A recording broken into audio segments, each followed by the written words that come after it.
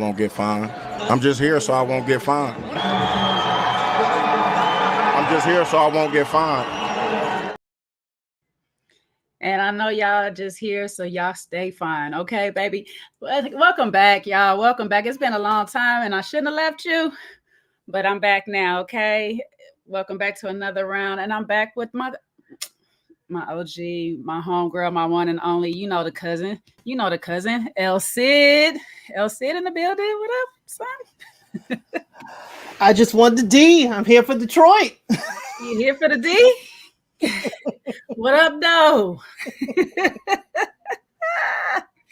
We are back to cover Love and Marriage Detroit. Okay, season 2. Me and S2ep, the cousins, are back to do it. Lord Jesus. This season is starting off something. Just like I was gone all summer, so was this show. Okay, this show had left us a while ago, and apparently when we returned, it's about 6 months after the reunion. So I'm like, Things were growing. Hey, editing.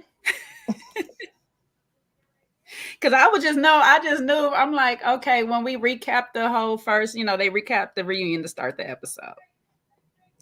And one particular couple announced that they were expecting another baby. I'm thinking we coming back to a whole child, kicking and screaming, baby.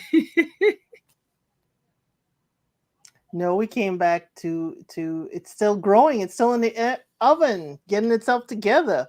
And we say itself because, we'll get to that. Yeah. Well, like all of us, we'll be surprised. The baby, I wonder if they still, oh, geez, at this point, they still holding it a secret, huh? I don't stalk the people pages, so. Neither do I. But I have to ask, does Carlos King do this for other shows where he's in the shot talking about the recap? No, I haven't seen that before. Prominent about this one, and I don't know, because he loves to talk about Detroit. This is his city, this is his hometown, so maybe this is the reason why he's so much involved in this. Because when I think about it, no, don't see him in Love and Marriage DC, don't see him in Huntsville up until I hear his voice. Mm-hmm. Right, I hear his voice. He always says, and you see the video, but I've never seen his physical presence in the recap like he did in this video. Yeah, I think this is more, I don't know if maybe this is his baby because it's his hometown. Because I think he was more kind of like that last season too. You've seen a lot of him announcing, and I get it. They are starting off with unfamiliars to people outside of Detroit or outside of, I'm not going to shorten them that much, outside of Michigan, you know what I'm saying? So maybe that's a reason where, as Huntsville was a new show, I can't remember the start of Huntsville if he did it. Really, Bams? And then, because she been laying in there all day, just quiet, and ain't thought about coming back here bothering me at all.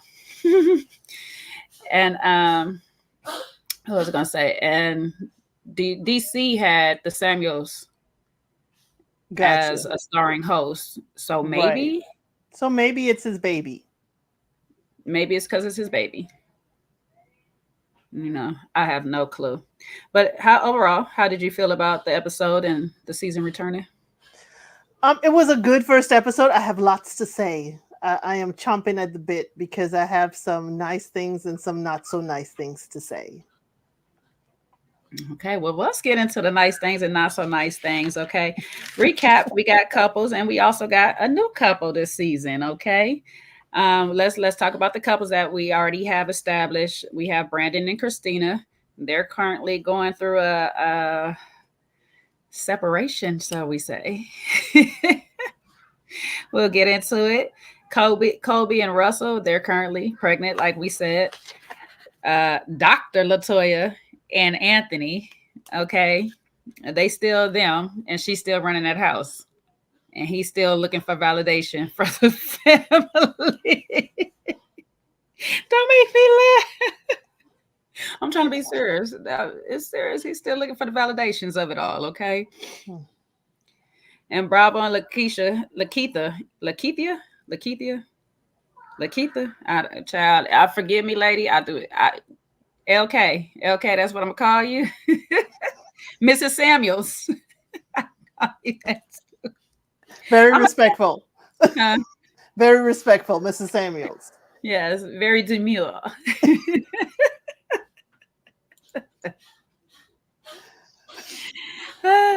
And our new couple. So let's just talk about our new couple a little bit, and we'll get back into segments of things. But our new couple, Kim and Marcel Dobain, they seem to be good friends of Latoya. Tell me what you liked about this couple, or if you dislike about this couple. How you feel about them overall?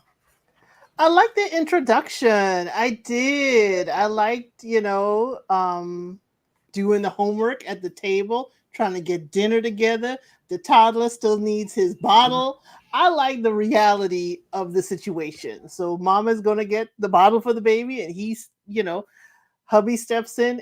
I like them. They were funny and it was reality. I wouldn't have talked about, date night and spicing it up, at least in front of the eldest child, because they run their mouth in school. But I definitely like them so far.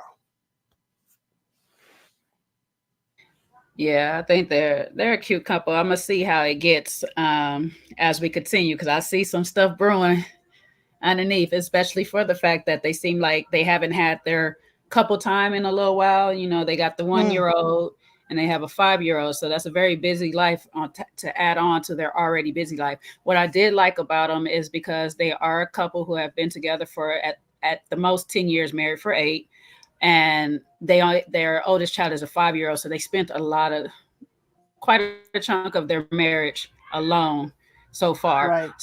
Or their relationship overall together alone so far. So that's going to make it interesting to see how they transition through this new period of life of parenting and having to be a loving couple, as they stated in their in their opening entry. And so Daddy did say the baby commands a lot of attention. That little cute something did. He was getting it all now. I don't know if he commands it or he just naturally gets it, because like what she said, he just so juicy, and the camera pans to him and his little big old cheeks just smiling away. I was like, oh, he is so adorable. Them babies are so cute. I have to say, whenever he was in the camera shot, I was drawn to him. His parents were not my focus. So, right. So we'll see. But if they have an interesting relationship with this cast, I hadn't noticed. I was like, they're good friends with Dr. Latoya. But Anthony's known her long.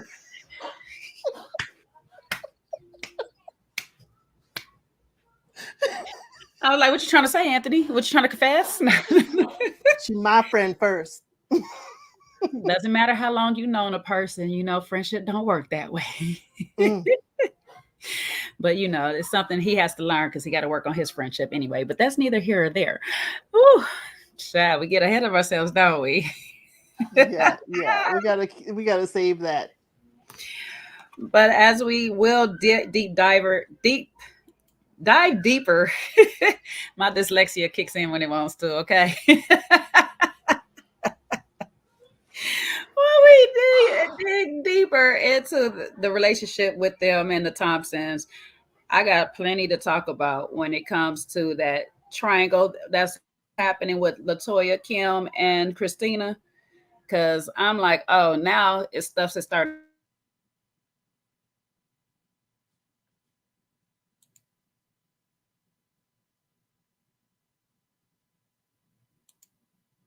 Let me know if you hear and see me okay. Because I hear and see you. You had a pause. Yeah. I was like, my internet keeps all of a sudden want to keep twirling. Okay. All right. Anyways, we start off this, like I said, to start off this episode 6 months after the reunion. And we are at, let me run that back. Brandon shows up at Christina's door with laundry in hand. And I'm like, boy, can we not be trying to play a scene right now? Okay. Like, what are you doing? Y'all can just come in and say you separated. We don't have to have you with your laundry literally in your hands. Like, there is no laundry bags, no suitcase, no book bag, no nothing you could have put it in. And on top of it, we find out later on you live with your mama. So why are you bringing your laundry to this house?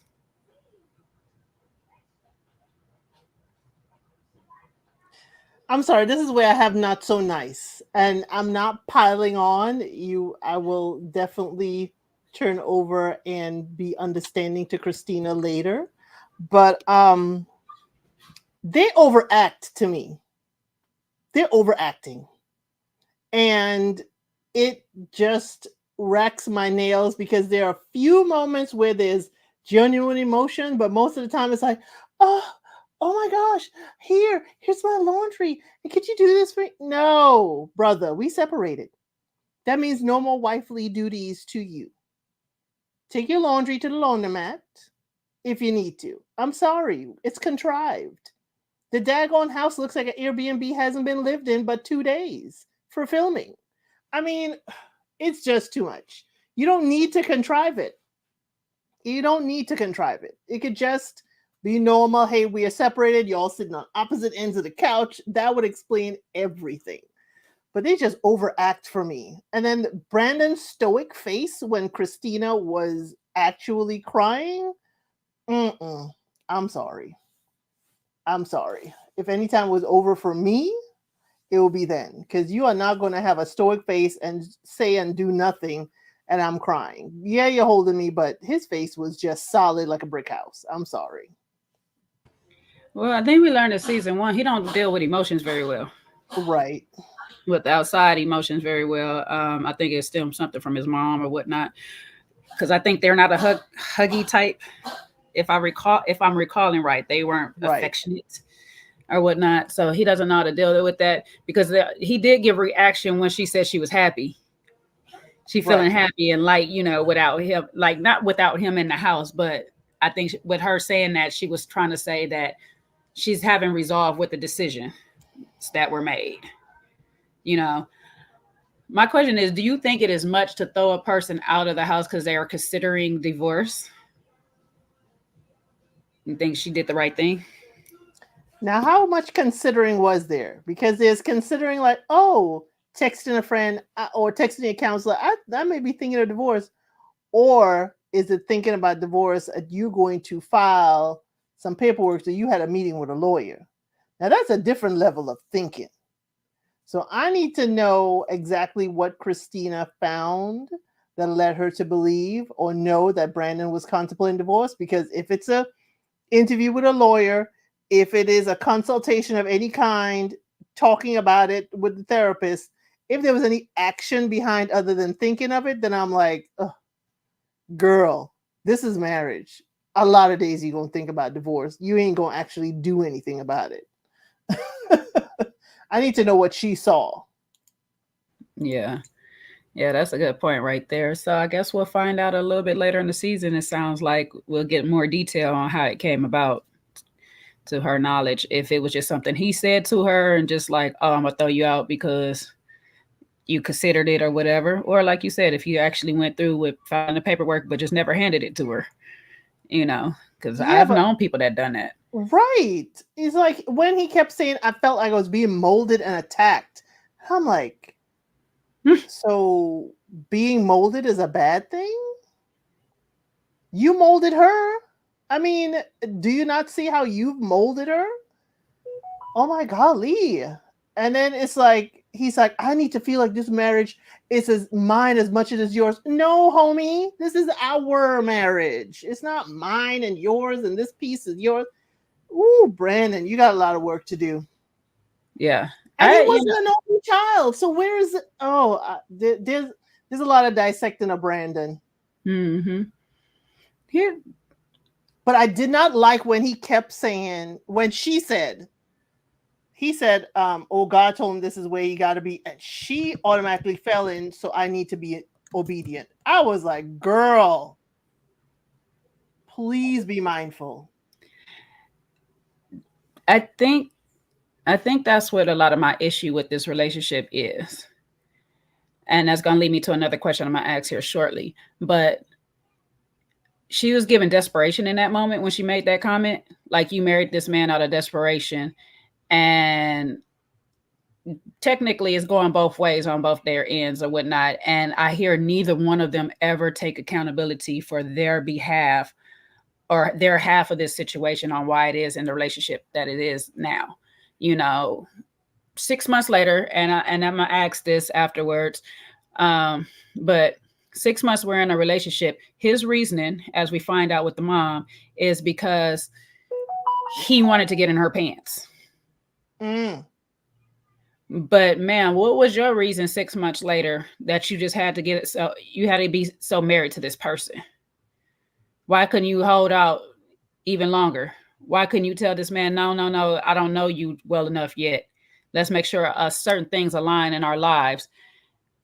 And I don't know how neither one of y'all in 6 months didn't realize y'all don't really align that much, outside of the fact that y'all living in 2 different states. And I think that's what my real issue is because you're getting married within 6 months in 2 different states, not even the same state, but 2 different states. And I do know people who are still married now, happily married, that it worked out, but I'm pretty sure they had the right conversations. Or they had the right compromise. Yeah. Whichever one, it led them to believe that they align for the long haul. So what are we saying about Brandon, that he is separated and he's living back home with his mama? What happened to all this, music production company? What can we say? Or is this part of the theatrics? Again, I do not believe Brandon cannot afford a 1-bedroom apartment somewhere in Detroit. This one pissed me off today. We know Brandon's struggling, but I said a 1-bedroom. I didn't say what part of Detroit. I just said he could afford a 1-bedroom in Detroit. I didn't say downtown. Brandon get me kind of frugal. Brandon get me kind of frugal. Like he ain't trying to spend a penny or anything outside of anything on that's outside of Brandon. Okay, he just brought his clothes outside of a bag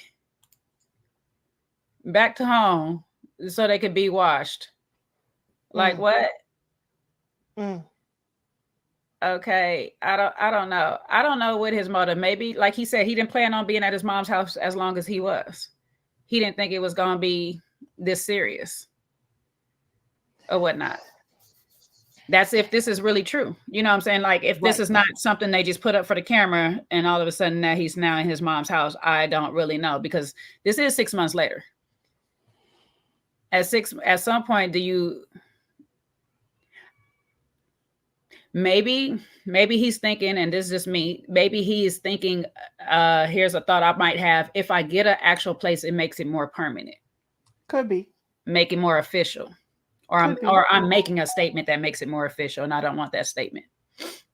Could be. But maybe I'm being manipulative on my dark arts. Maybe I'm being manipulative and trying to make you have pity for me so you can let me come back home because I'm over here staying with my mom. But I'm separated from you, but I'm in a house. Okay. But, I had a note here that did Mama create this? Because she said that while raising him, she noticed he didn't want to do any housework. And she knows about the problem with him helping around the house. So Mama, I think Christina needs to have a talk with you, because this is something you have allowed to fester. I'll let you know right now, my children at 10 were doing their own laundry. They would not ask. They don't even ask me to switch the load. I'm sorry. No. I was looking at their conversation really hard. And then, Brandon, if your mother makes cupcakes you don't like, the polite thing is to just chew it and tell her, Mom, these are wonderful. You're on camera.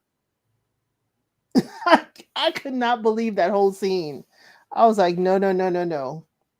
So I'll be paying attention to Brandon's interaction with his mother as well as with Christina. But it seems to me like, going back to the whole Christina, she had a boundary that she was not going to indulge in sex before marriage. Mm-hmm. So he said, we need to move this along quicker. Mm-hmm. So it could be that Brandon's representative could have, gotten her to the point of acknowledging and accepting the proposal within 6 months. When you want to be married, there's the rose-colored glasses, and you see it, everything is, it is so beautiful, and this is romantic, and a lot of warning bells, you don't hear. Mm-hmm. So I'll give her that little bit of grace. But that wedding day thing that she talked about, And he don't remember conveniently? Never do. What are you talking about? I don't remember saying those things. I mean, I said a little bit, but I didn't think you heard me. But it's the No, man's nature to watch, to look. men, you know, it's just us men being men, girl. You know, girl. What Jay-Z say? I was just effing the girls. I was gonna get right back. Sir, I'm gonna come back. You ain't stopped watching since though. That's the problem. That's the problem. And that's what this whole conversation is about. And that's why she's so heartbroken. I kind of, you know, you want to feel for her for real, for real. And this is the most honest moment that they actually had because she had no choice but to be honest. But you have broken her trust on so many occasions that she has to do what she's doing now to set some type of precedence, like let you live without, and that's why I asked that question, because it's like, does it make sense to do that? In some regards, yes. Let you be outside, go be free, and see how much you want that. See if that's what you really want, because I can live with that decision. If that's what you really want to do, I can live with that decision. But if you really want to be here, you need to make changes, and that's what I don't hear from Brandon through this conversation, is that I'm making the changes that need to be made to make this relationship work, to stay in this marriage, to make you happy in this marriage. She needs to figure out what she's doing on. And we weren't out sleeping with other people.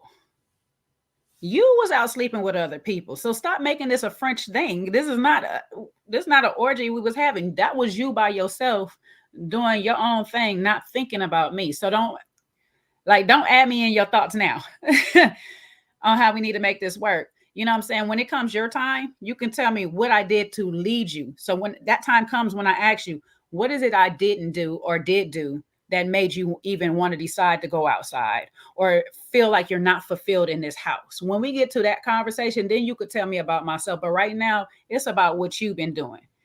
You stepped out on me and then you contemplated divorce. That's what hurts. That's what hurts. You were the one out there running around, and yet you want to leave me, and I'm being a dutiful wife. I'm doing what I'm supposed to be doing. Yet I'm the one being cast aside. And that's where I can feel for Christina, because, it must hurt a lot, because if we hear Brandon's thought process is that he's paying for everything, so she should be fine. Mm-hmm. And you can't pay her and not think she's not going to want your affection and presence. Paying for everything around her is not going to ease, the pain of not having you around. It's not just her. You've got kids now. It's a household. How are you to lead the household and you're always away from it? You leading the record studio. You are not leading the household. You're not there. Right. So I really felt for Christina. It's like she's in the quandrum of, I mean, she's not doing everything right, but it's sarcastically, it's like, I'm doing what I'm supposed to do, and yet you're still doing this to me. Mm-hmm. And I'm supposed to sit here and take it. Yeah. I really feel for her in that, but that's where I didn't think she was overacting, but in a lot of their things, I think they're overacting. And to Trey, and this is an inside thing for us, to his point, this type of individual, see, this is how you got to know which type of provider you're getting. Because this type of provider right here is the one that, if you listen to certain thoughts, you'll know he's willing to just pay anything, but you got to put up with all his BS. Some providers provide for you financially and emotionally and spiritually and mentally. Some providers are all around providers. Some are just specific to certain things. You can have a emotionally well man and he still not provide everywhere else except for your emotional needs. So you gotta figure out. Brandon providing stress. Yeah. Which type of provision you actually really need overall or whatnot. And most of us know we need some type of form of balance. Let's be honest. We need a form of balance where it's quite a bit of something. It might be a little bit more over here. We might be able to stand, but we can't have all put into this category and these categories be left alone, because emotionally and physically, you were not there for that lady. Financially, yes, fine. You're taking care of everything. She don't have to want for nothing and stuff like that. But emotionally, she's drained by them kids. Physically, you're not even there because you're out doing whatever else. And I'm gonna say allegedly because I don't know your pants business, but allegedly you out in this field potentially hitting on people to line up for future endeavors or whatever and stuff like that. So physically, she's not getting you either. 2 out of 3 Congress don't work. And if you're constantly thinking about how to grow your business and you're not unplugging, you're not there for her mentally, even when you're there. Now, I have been guilty of that. Like your mind is on the next thing, but you're physically there, but you're like, dang, I got a list of stuff to do tomorrow, and that's what's in the forefront of your mind. But and generally, I learned too, especially with men that think a lot about their business, it can give them a form of ED. And imagine if you got that at home, but then you're able to outside, how much that makes a person feel. When you come home, you want to think business with me, but you have time to flirt when you outside. We can explore that because I'm outside because I'm running from you. Why are you running from the choices you made? But if I cannot perform, it is very emasculating because she will tell you about yourself. So I'll stay in the street rather than have the thought that I'm out there slanging when I know I can't.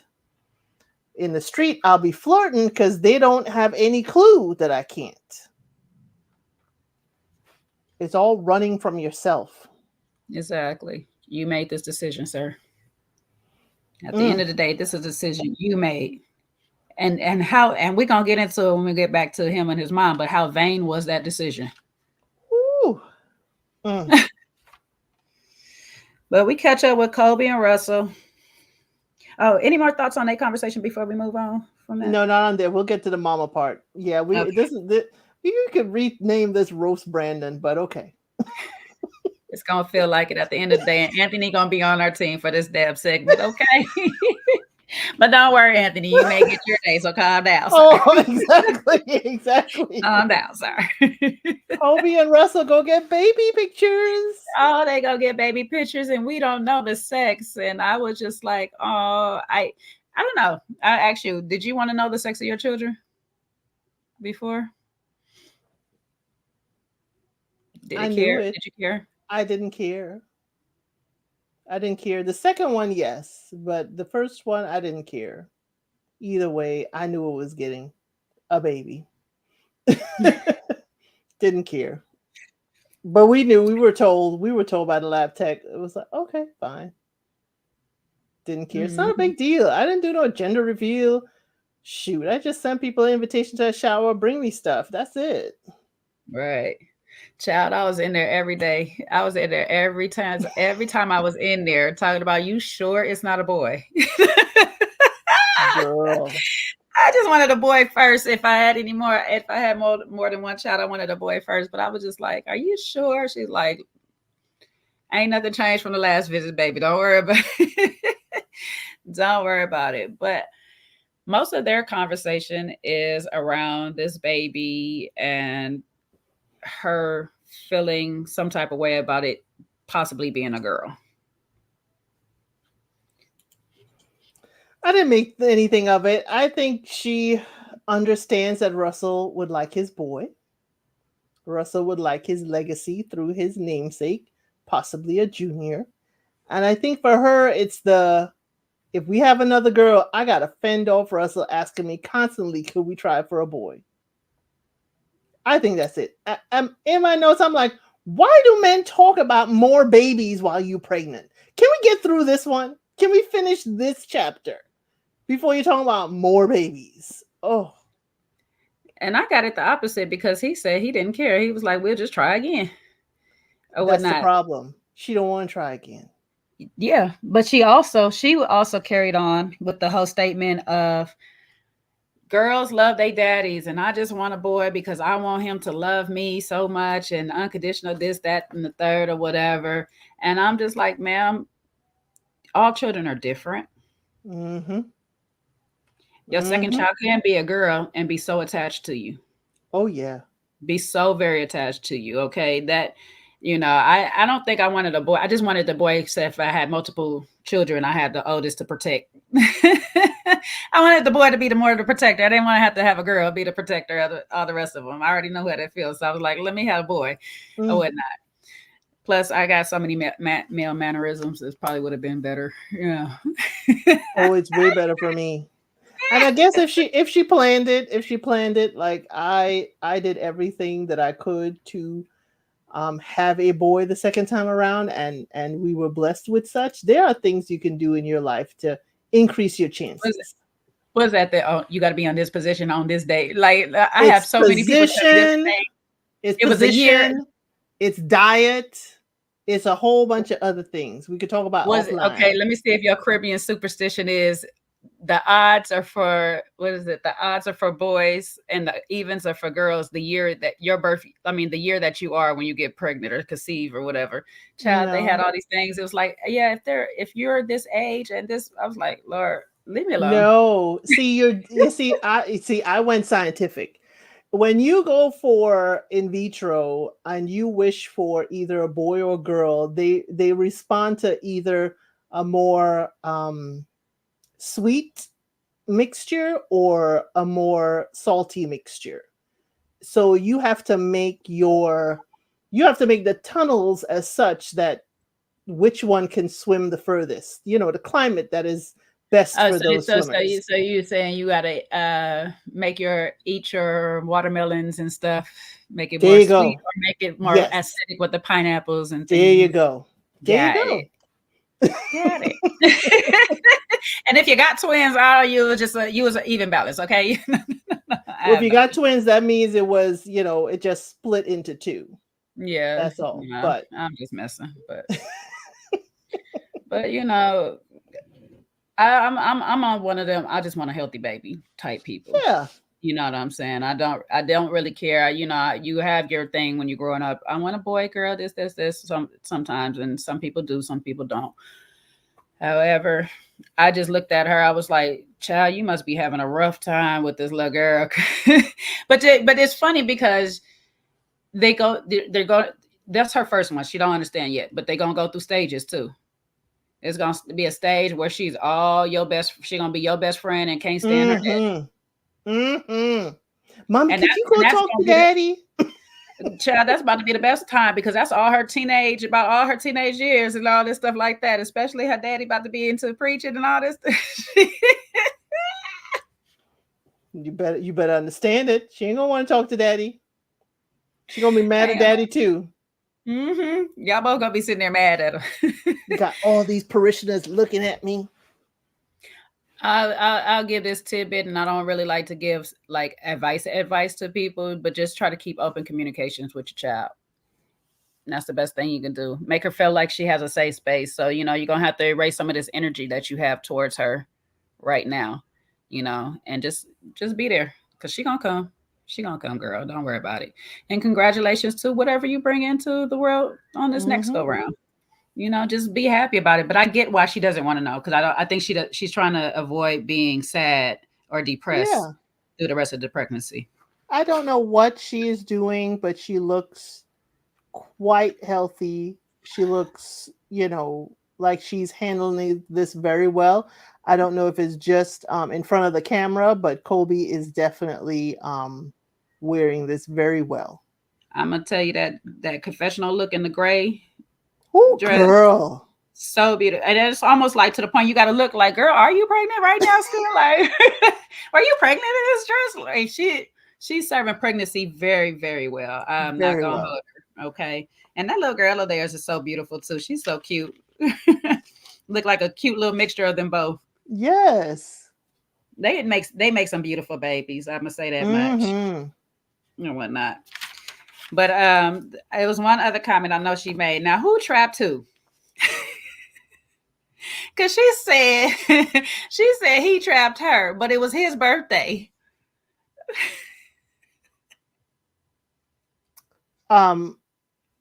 Was it a gift? I mean, what are we talking about? We gifted the babies again. It sounds like a willing trapping. So whoever, it's kind of like who is drunk the most, Right. I'm That's sorry. what it's given. It was like, I'm sorry, he may have fell in, but you had to be open. Sorry. Y'all both were like trapped. You was open and receiving that day. A lot. Because you were certainly open to produce life. It was there. Let's just say it was blessed. That joining was blessed. Amen. Amen. But I don't know. Maybe it could have been. Maybe we missed. We're not inside of all the relationships, so they could be doing a little pretending themselves. Yes. It might not have been all happy times. So we're talking from a happy perspective of trapping each other. But right, let's say it's a happy. She said it lightheartedly. Yeah, she said it lightheartedly. So we're not gonna read too much into it. I just took notes of it. I was like, oh, who trapped who, girl? Is it that we're mad that we're gonna be going to all these outings and I'm pregnant and I can't drink? And I gotta deal with these people and tape this show again with these people. Right, now I gotta be in a cutesy wardrobe. I have to go out and film, and I'd rather be laying at home. Oh my word. Now the little journalist in me wants to go in and go back because they said they were expecting by the last reunion, so that means that they already. Wait, I'm so confused because they're saying she's 5 months right now. This is 6 months after reunion. So math ain't okay, Phaedra. Okay, Phaedra Parks. The math ain't mathing again. All right. This was we pre-planning this baby? Because the beginning of this episode started. Oh, were they filming the second season by the time they did the reunion? Well, they said, if we're going if this is timeline chronologically, probably not from how it was shot. Maybe it's 6 months from the time they started shooting Brandon and Christina, maybe, and they might have shot their visit to the doctor. Okay. A little bit sooner, so we'll give them that credit, okay? Because that would be too much. That would be almost 2 to 3 months sooner, though. Still, because you have to be at least a month, 3 weeks at least to find out that you're pregnant. Yeah. Okay. Now. Okay. See, we're watching the math.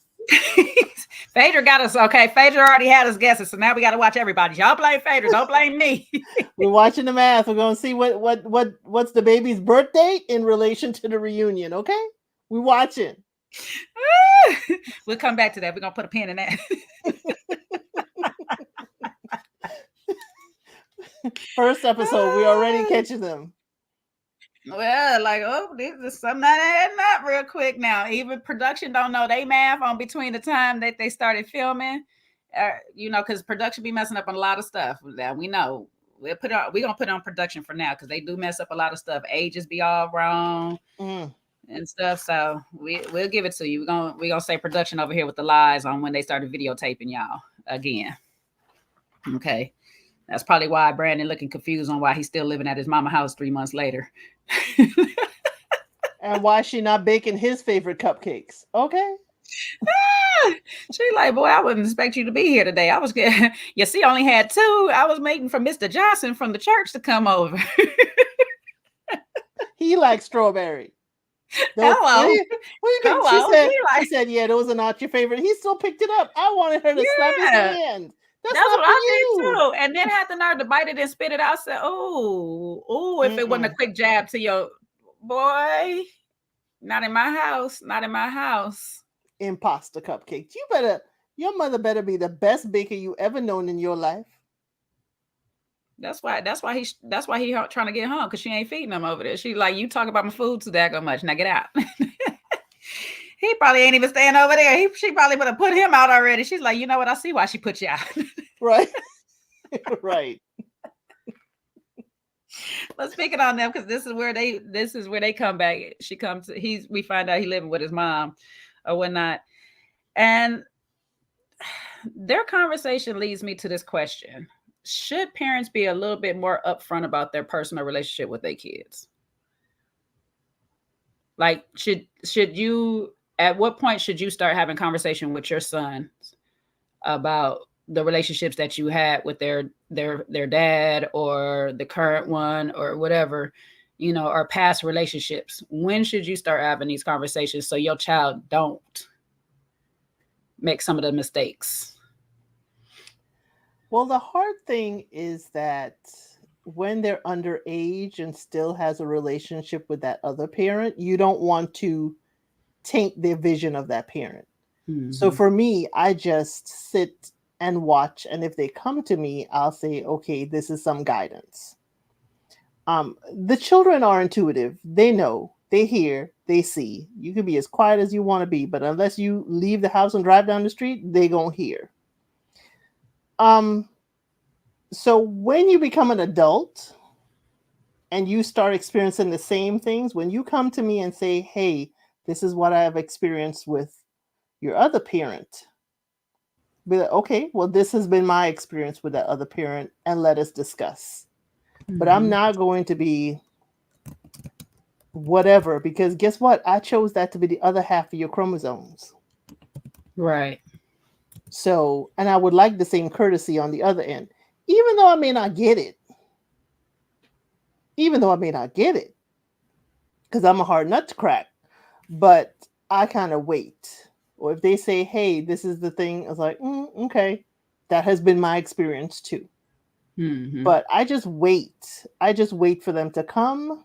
This current marriage, I'll tell them, but based on what relationship they're in now. Mm-hmm. Or we've had to go to counseling. Okay, here's why we went to counseling. I'm very open with them about certain things. You don't need to know details. But especially with my eldest, he was in what he calls situationship. I said, she think you're in a relationship. Just guide them in a sense of, if I notice certain things, like, okay, if you're in a situationship, you doing some relationship behavior. Mm-hmm. You better understand. This is how it's being viewed. So for me, they need to be to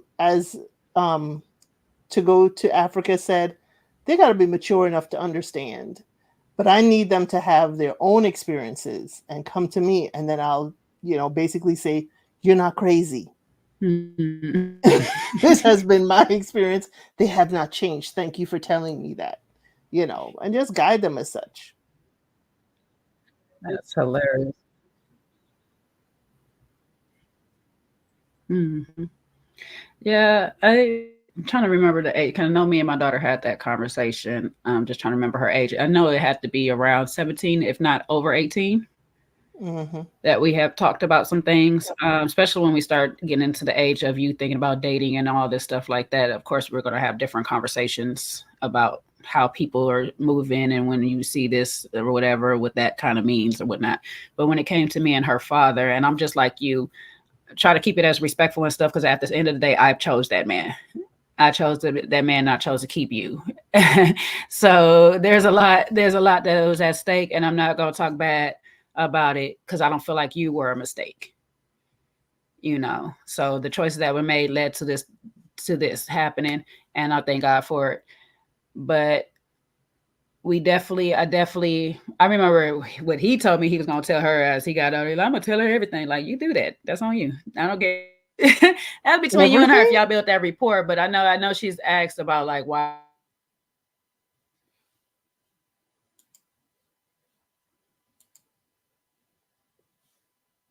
You pause for a second, Jay. I know. I know. I'm like, I don't know why the internet want to be the death of me today. I don't know why. No, we're telling you, don't share it with us. Yeah. No. I'm not gonna share everything that we had talked about or whatnot. But she just wanted to know why it didn't work. And I just explained it in the lightest terms that I possibly can. We both were young in college, you know what I'm saying? We didn't know no better. And we both a little bit hothead. We wanted our way. And two of us can't have our way when it's two different ways. So it was just going to be a bad combination. I wanted to stick it out as much as I could. I believe he did as much as he could too. But we just felt it was better that we just decided to co-parent, get into a space that we're co-parenting. you know, and it's like, look, now you got 2 homes. You got Right. two birthdays, 2 different, you know, you got two of everything and stuff like that. So there's a way about it. And I feel like as I was listening to this conversation, Mom, you should have stepped in a little bit. Because you don't have to make him feel like his decision is going to be a bad decision, but you could still gave him the warning, hey, listen, me and your father took this route of getting married so soon. And I wish I could have held back and got to know him a little bit better. And maybe you're making the right choice, son. I don't know, because I don't know this woman or whatnot. But maybe you could just hold out a little longer. I think this is kind of late. She should have had this when he said he was going. No, not that. I'm not talking about then. She said back then when he was getting married. Got you. Yeah, that's when she should have had it. Like when she seen him, but because her next words after that was, but this was the first woman I seen him serious about. Well, you could have reveled in that moment with him. Like, let me see you serious about her a little bit longer, son. I think this paused a little bit. Okay. No, you're good. Yeah, so I'm just like, okay. I sometimes I think we should have conversation because I don't know how, I can't remember how old he is, but he's given somewhere in the 30s, maybe 40s. I'm not sure. But how many men would sit there and talk to their mom and say, "I just want to get them draws"? Well, that's what I'm saying. Y'all have an open enough relationship. Y'all clearly have an open enough relationship that you could have sat there and talked to your son and told him. So you were selfish as well with your son. He wanted draws. You wanted a daughter. We still trying to figure out what Christina wanted out this whole deal other than just being married. Married to a producer.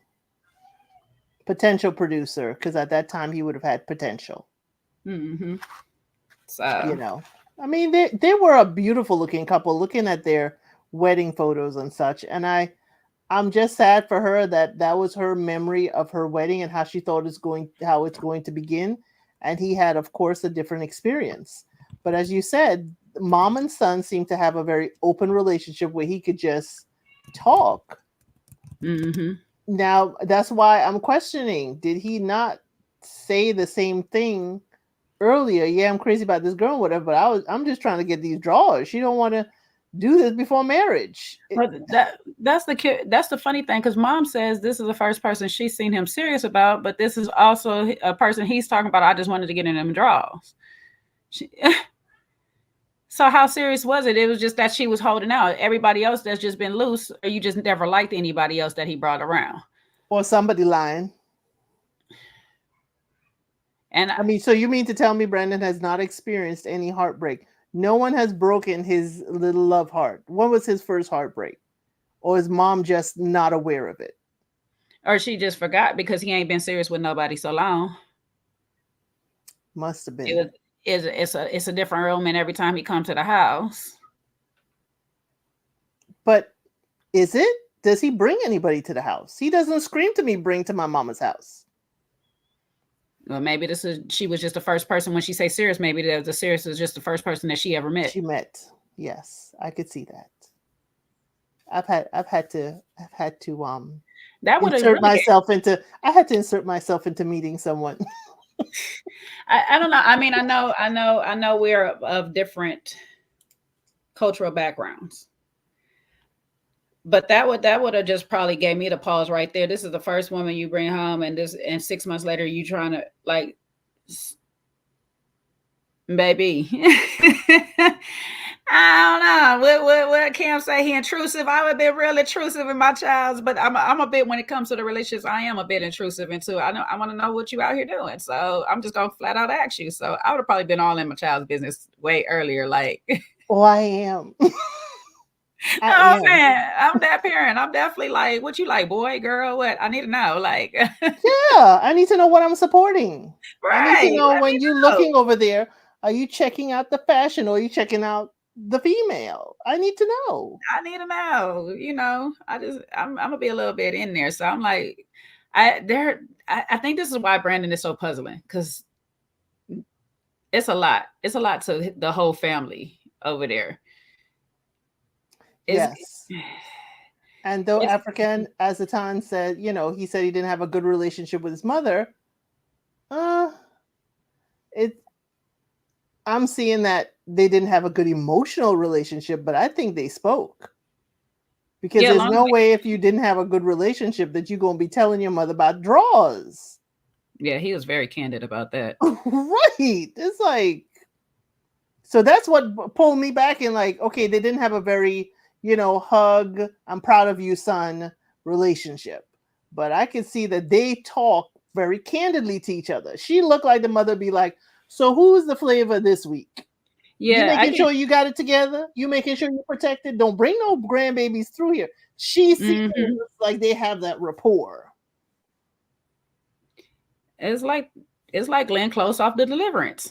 Not as rough and ragged on there, but just like, we just talk open. Right. But I don't have time to love on you because I got to pay your mama and your daddy, your sister and your granny. Like, I got to do all of these things. I don't have time to love on you right now. I just got to be the hardcore woman to raise you. And I don't know how many more brothers he has, so how many boys she was raising. Right. Or whatnot. So maybe it was just one of those, like, who you effing with? Who's this girl? Okay. All right. Strap up, please. Don't. Right. Whatever you do. Yeah. Don't have none of them girls you run around with bring no babies to this house. That's what it sounds like. They have a rapport, but it's not woman fuzzy. Maybe mama is now baking cakes, but she has the time now. This is a different season in her life. When you're in survival mode trying to raise these kids, you got no time to be baking cupcakes unless it's required for the bake fair at the school. Okay.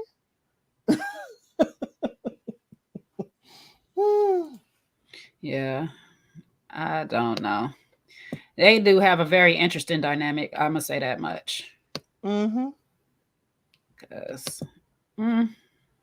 but he did form his or is he trying to say? And this is before this came out. Is he trying to say he played the suave, as they say in the discussion, and the canon thing? I can become what you want me to be.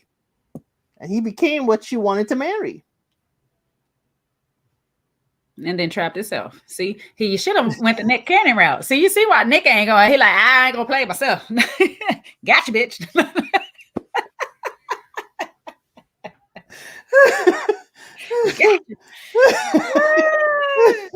Tied his own self up. Tied his own self up. And he's definitely having withdrawals or whatnot. And I get it, but you entered into marriage for stupid, shallow reasons. So right. That's why you started the day. That's why you started it shallow. So you're gonna have to, granted, that takes me back to something he did say in the beginning of their him and Christina's back and forth. He said he was in it because God had told him to, or whatnot, or basically saying this is what God wants. I get it sounds crazy when you first hear just say it, him saying it to her, but after you put all of this here together, it kind of makes sense to his logic or whatever. It's like, I've already made the mistake of just marrying you because I wanted the draws, but now I got to sit through it because God, by the Bible standards. I hope this is his belief, by Bible standards. But that's not how you say it to me. I know it's not. He don't know how to say anything. Clearly, he ain't got no coof, child. He just say things. He just say things. And you know what? Look, I'm not gonna hold him because this was the problem I had with the one father. Okay, this is the problem I had with the one's father. He just did not. I'm seeing it's a Detroit thing. They are rough when it comes to like telling you the truth of the matter. Okay. I'm sorry, but in the midst of that, Detroit has those who can put on the romantic suave. I'm sorry. They probably can, but that truth cut when they ready to tell you that daggone truth, because it's gonna come out however it's gonna come out, and I'll be like, bro, you just say anything that comes to your head. The way it comes to your head, it come out your mouth. I need you to reformulate that stuff before it comes. Please, because it sounded like I don't want to be here, but God said I gotta be. Oh, it definitely was that. It definitely was that. Okay. Oh my golly. It's like, tell me, Brandon, and I'm hoping it's production. Yeah, not. I think it's Brandon.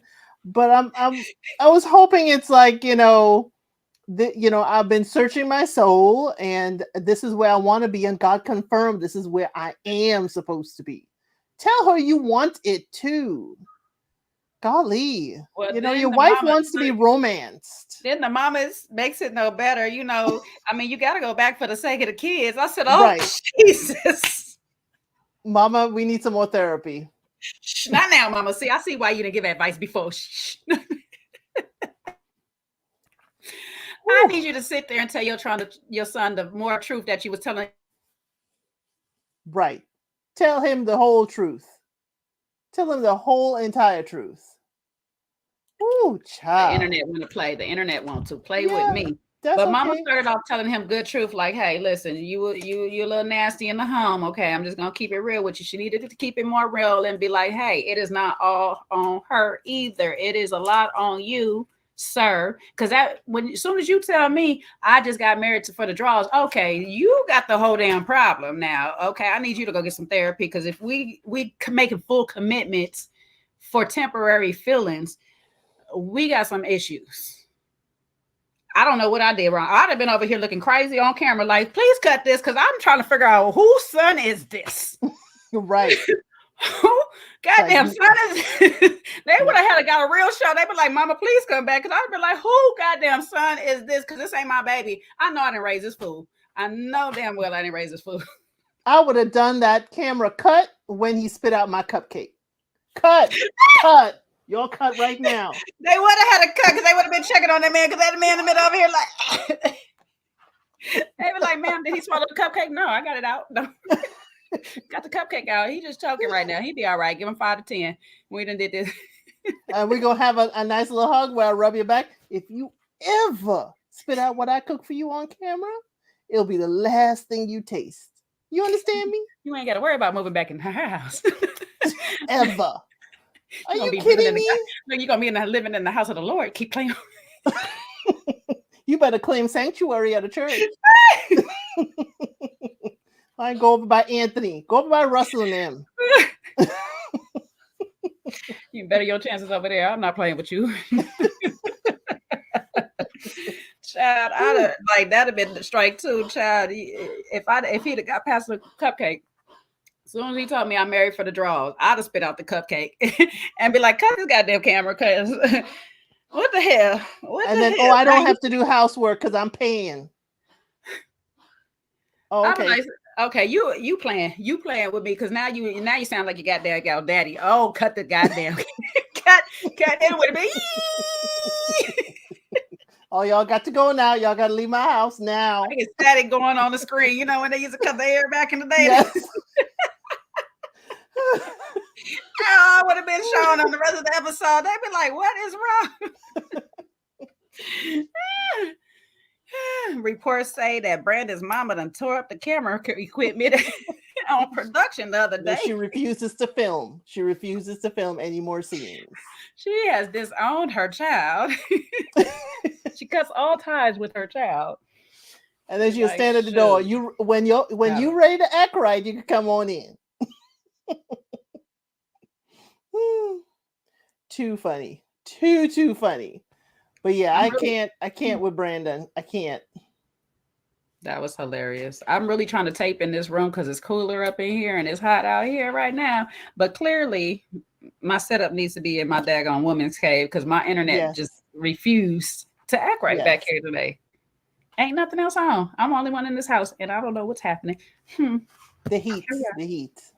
And it's definitely the heat, child. It's melting the cords. Yeah. Anyway, moving right along from the foolishness, child. I can't wait. His mama about to be the mama of this one. I see already. Brandon about to make his mama the mama of this one, because Lord Jesus. That's foolery going on over there. You know you're not welcome when your mama won't cook your favorite stuff. She only had 2. She like, No, she had a whole 6. Oh, she did have 2 on plate. I got to see the 2. She put 2 on the plate. She like, boy, these are not for. And she told him, this is not for you. This is for somebody else. He got real upset. Like, somebody else. Like, yes.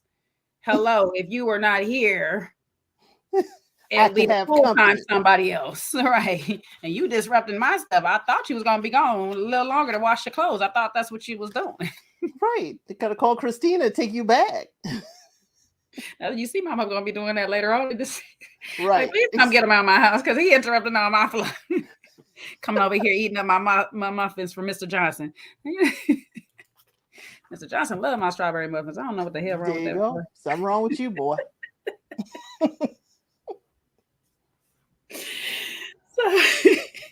Sorry, we can stay on Brandon and his mama all night.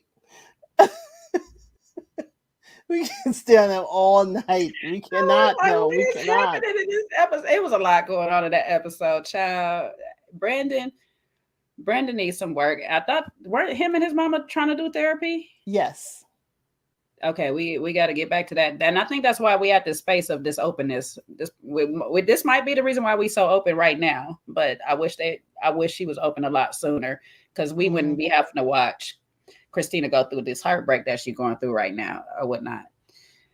But, to each his own, because, people like to tell me that the men like to tell me that they know they'll marry you within 6 months. And if it take any longer than a year, this, that, and the third. But sometimes it's looking like it should take a little longer for some people because they representatives stay up a little too long. But I guess when the people being honest, it don't take that long to get a well-deserved marriage. Wow. Brandon. If you had just told her you just wanted to draw, she might have just got it one night. But I'm just saying. He needs to define that, because there are different ways of getting the draws, and he may have been able to get something and be on his way. But it's too late now. Yeah. Well, we're a couple kids in, and here we are. Here we are having all these big regrets.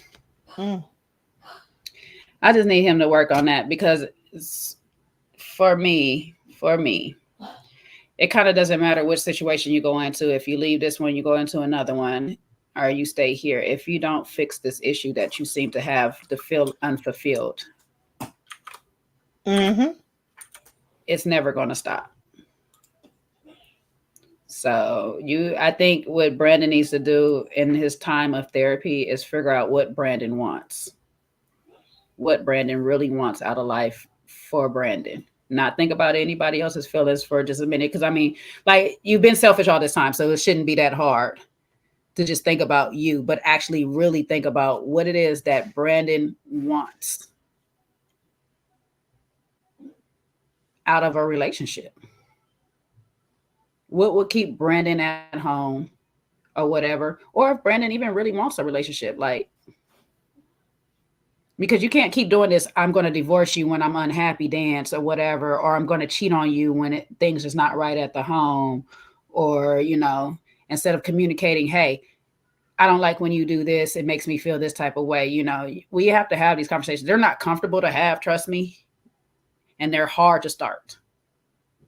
And he has to be open to change. Mm-hmm. And the funny thing is they're one and the same. They're one and the same, because she does have her things that she got to work on too, not just with this relationship, but some of her friend group relationships, as we're going to get into in a second. But as the lead in the house, her change cannot start without your change. Her change with her friends group is going to start because that's promoting. This crap right here is promoting it. That also brings me back to another scene, because I think I skipped over it by accident. Or I haven't skipped over it yet. No. Okay. No, it's coming up. Yeah, I haven't got to it yet. Yeah. But yeah.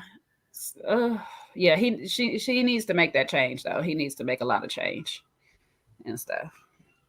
But moving on. So we got date night at the Thompsons, and this is when we're first introduced fully as a couple to Marcel and Kimberly.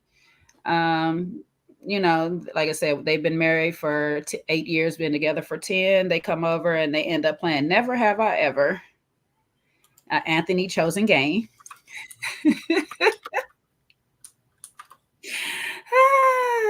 I don't know if Never Ever Ever was gonna be the game of choice that I'm gonna play on camera. At all. With people that's kind of strangers. Not at all. I am not playing that. You know, I am not selling Carlos King all my secrets to use as he wills at all. No. And if we're going to do it, we're going to have pre-planned questions. I need to know what they are. Well, I'm not drinking at anything. Just like the good doctor. I'm a prude. Haven't done it. Just like the good doctor. She didn't drink for anything. As you looked at him like he crazy. You did that? Not with me? Well, they only did show 2 questions on camera. And the 2 questions was, 1, have you ever had sex in your parents' bed?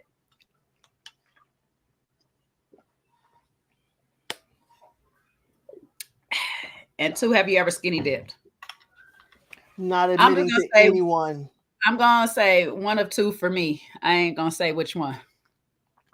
Not admitting to anything. There's a wonderful right called pleading the fifth.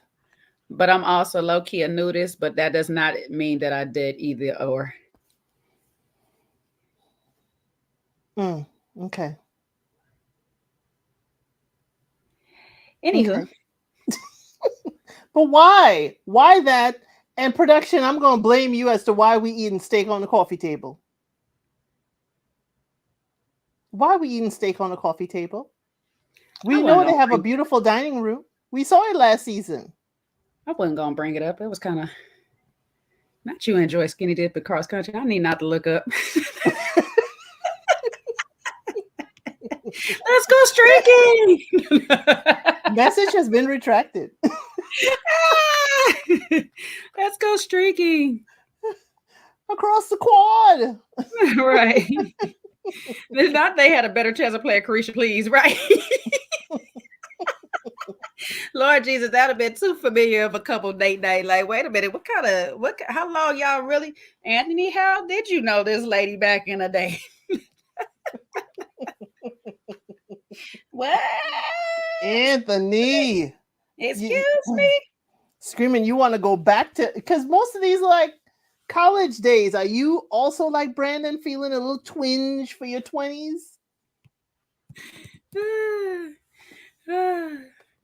I know you tried to delete it before I posted it. We was just playing, child. It just caught my eye. I had to post it. Let's go streaking. No, but what happened to Jenga? What happened to Pictionary? I mean, come on. Monopoly. Let me still up all your property. No, Monopoly is a blood sport to me. Uno. I can't. Uno's a blood sport too. Yeah, but you could play with your couple, and then you start internal affairs that you have to worry about when you leave. No, because if my husband doesn't play the right card at the right time, we will be having a discussion on the way home. It's a blood sport. No. Y'all still gonna have a discussion playing Never Have I Ever. What you mean you never? What you mean you have? What? See, I would have played that different, the good doctor. I've been like, oh, so since you haven't skinny dip with me after they leave, we could go skinny dipping out back. I'd have played it different. So we got a question. Honestly, as an adult, what type of games are there outside of being something sexual? Pictionary. There's Jenga. Yeah, you have Pictionary, but unfortunately with adults, the drawing always seems to go to something. I know you effing line with created by the gentleman Terrell, who has the Terrell show on YouTube. I love that game. Wonderful. Yeah. That one's almost like Never Have I Ever though. My phone ringing. One more thing got a ringer. But child, because I always keep it off. But what's that other one? There's Trivia Pursuit. There's a game called Scruples. Yes, that's for it's adults. And there's another one that's like Scruples, but I can't remember what it's called. But I remember it being on a little ring, and it was a bunch of cards. I actually really like Scruples because it's a combination of apples to apples and what's that? what's the one black and white card? It's black on one side and it's white on the other. How well do you know your friends? Tina Bree. Mm-hmm. See, I can't do Yes, things like anything like Scrabble and stuff. That's a blood sport for me. I can't. Card games, I can't. yeah. But those guessing games, yeah. Trivial Pursuit, yes. I wish I could remember the other one. I can't. Why can't I get it? It's not No Pursuit of Happiness.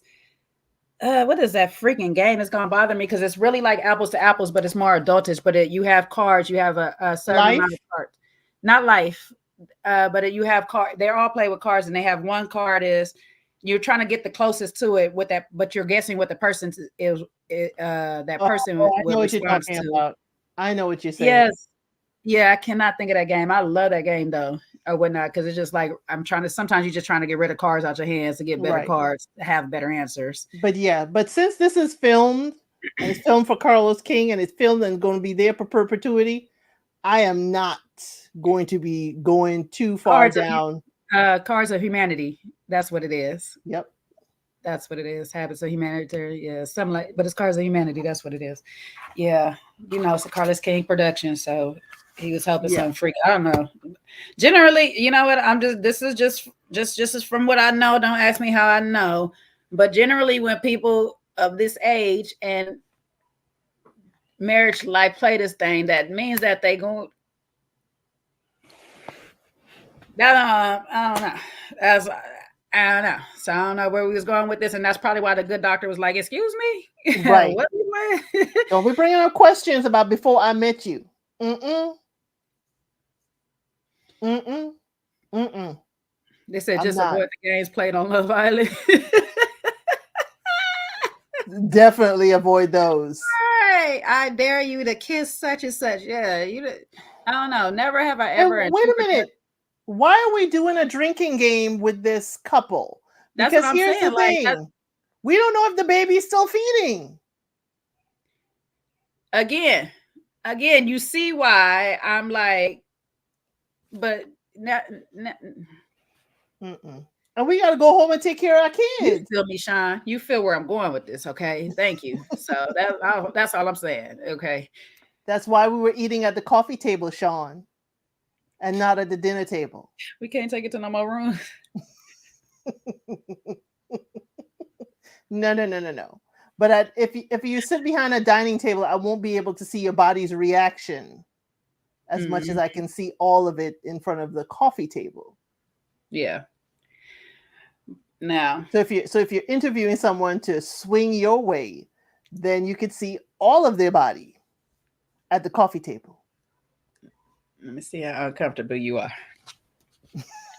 Or shoes off, okay. Or how comfortable you are, or how attractive you are. You got your shoes off, okay. Okay, we get somewhere. Okay, how's that steak? I see your meat is rising to the occasion. But however, this coffee table did provide me some good factors because I noticed something at this coffee table, right? So the conversation comes up about a couple of other couples, and of course, Brandon and Christina, the people that is most hated, become topic of discussion. But it was presented. It wasn't just out there. A lot of times they just throw it out there. What do you feel about this? It was, hey, we got these other couples coming and stuff. Everybody loves Kobe. We know this or whatnot. Sweet woman, pregnant lady. We're not gonna talk about her. Everybody loves Kobe, but everybody hates Christina.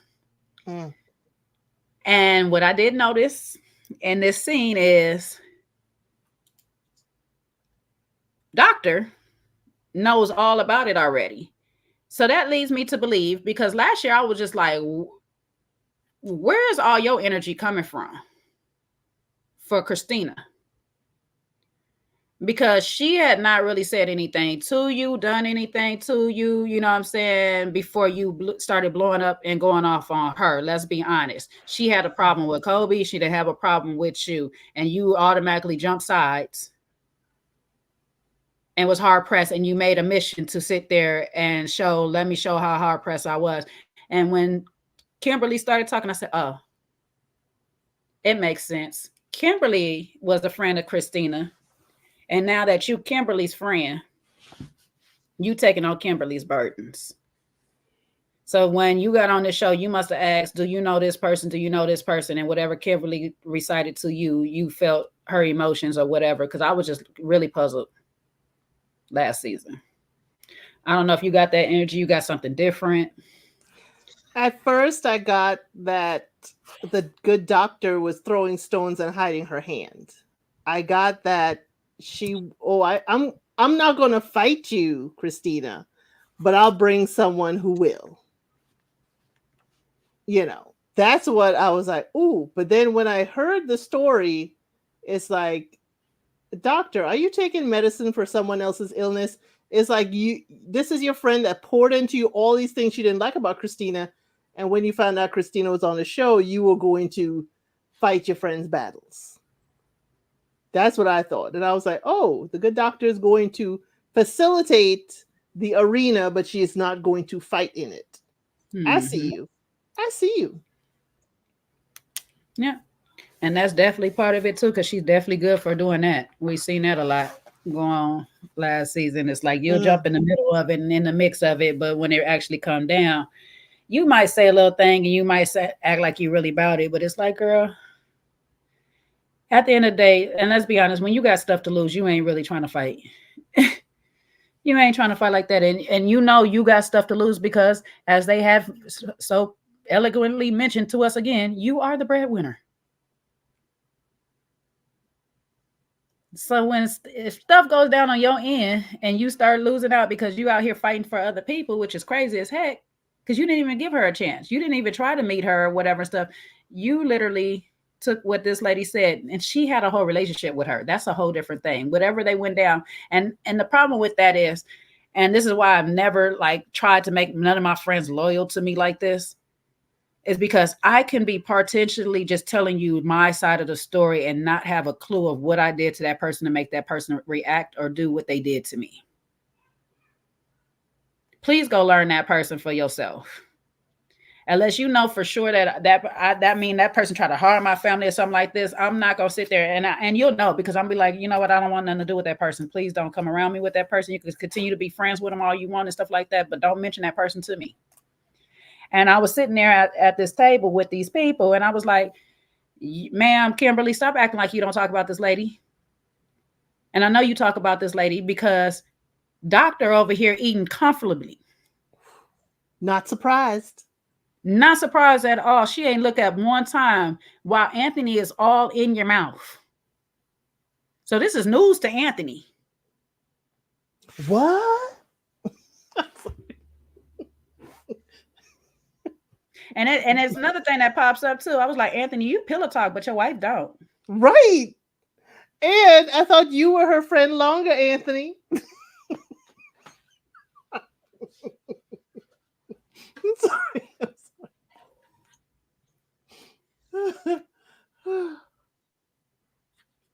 I'm sorry. Anthony just screams to me that he is, he just wants to be so popular.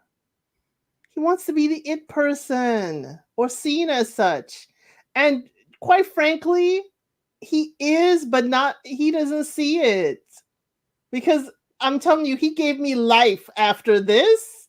After this, I was like, Anthony, you would be the buddy that I would be hanging out with or hanging out sitting next to, because we would have no behavior at these gatherings. So, well, I'm messy too, Sean, or maybe I'm just petty, because I like Anthony's petty after this, because I'll be like, I'm gonna make sure I sit next to Anthony because we will be petty together. Because we'll get to the evening's events with the other couples. Because yeah. I'm sorry, it was awesome. I mean, you know what? I admit sometimes Anthony's petty is good, but sometimes it just sir, you annoying, because you just, as much as your wife be the one who making the mess. Like, you actually, it's different when you're being petty because somebody was doing something to you. You just avengeful petty or revenge petty or whatever you want to say. I sure will have you, Sean. Or now he's acting demure. Very, very demure. But when you just a messy petty, that's a different type of petty that I'm like, I'm not I'm not big on that, just because low key Anthony be starting some stuff. Yes. But you see, I'll be the one sitting on the sideline watching it. But I'll sometimes be like, you don't need to. But that'll be the friend that we will be always in trouble together. Yeah, he the one I gotta keep belling off the ledge. Like, sir, don't. God damn it, he done jumped already. He jumped. Right. Sir, come back.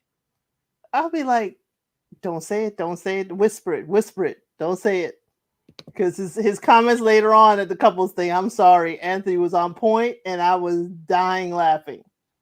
Mm-hmm. That's why I say he has his moments, and then other times it's like, okay, you doing too much, you know. And for me, I think my biggest problem with Anthony is I can't stand an emotional petty person. I can't stand when you petty and sensitive. I can't stand it. You cannot be petty and sensitive at the same damn time. Right. You can't be real and then like when calls come back at you, you gotta be ready for it. Baby, we going. Because if you turn my petty on, you best be ready for it. Cause bruh, like, hey, we going there. You asked for this. You started with the petty. I kept my petty off for a reason. But when you start petty with me, we going there. So I don't want to see your tears. I don't want to do none of that stuff. I do not. Don't clutch your pearls. You know, because if you started, I will be there with you. Check your IG, Sean, if you're listening. But yeah, let's just say one thing I will say, production, I did not like that you had these people with their steak, their broccoli, and they cream potato and the chickens. I was like, why she got a chicken? Everybody got steak. Oh, I was like, this is nice. And you know what? I wanted to know, did the man cook? I was like, oh, okay. Or who ordered it? I'm not mad. And they put it on the plate. I was like, I'm not mad at y'all though. Right. Was this high vibrational plate, cooked, or was it a low vibrational table?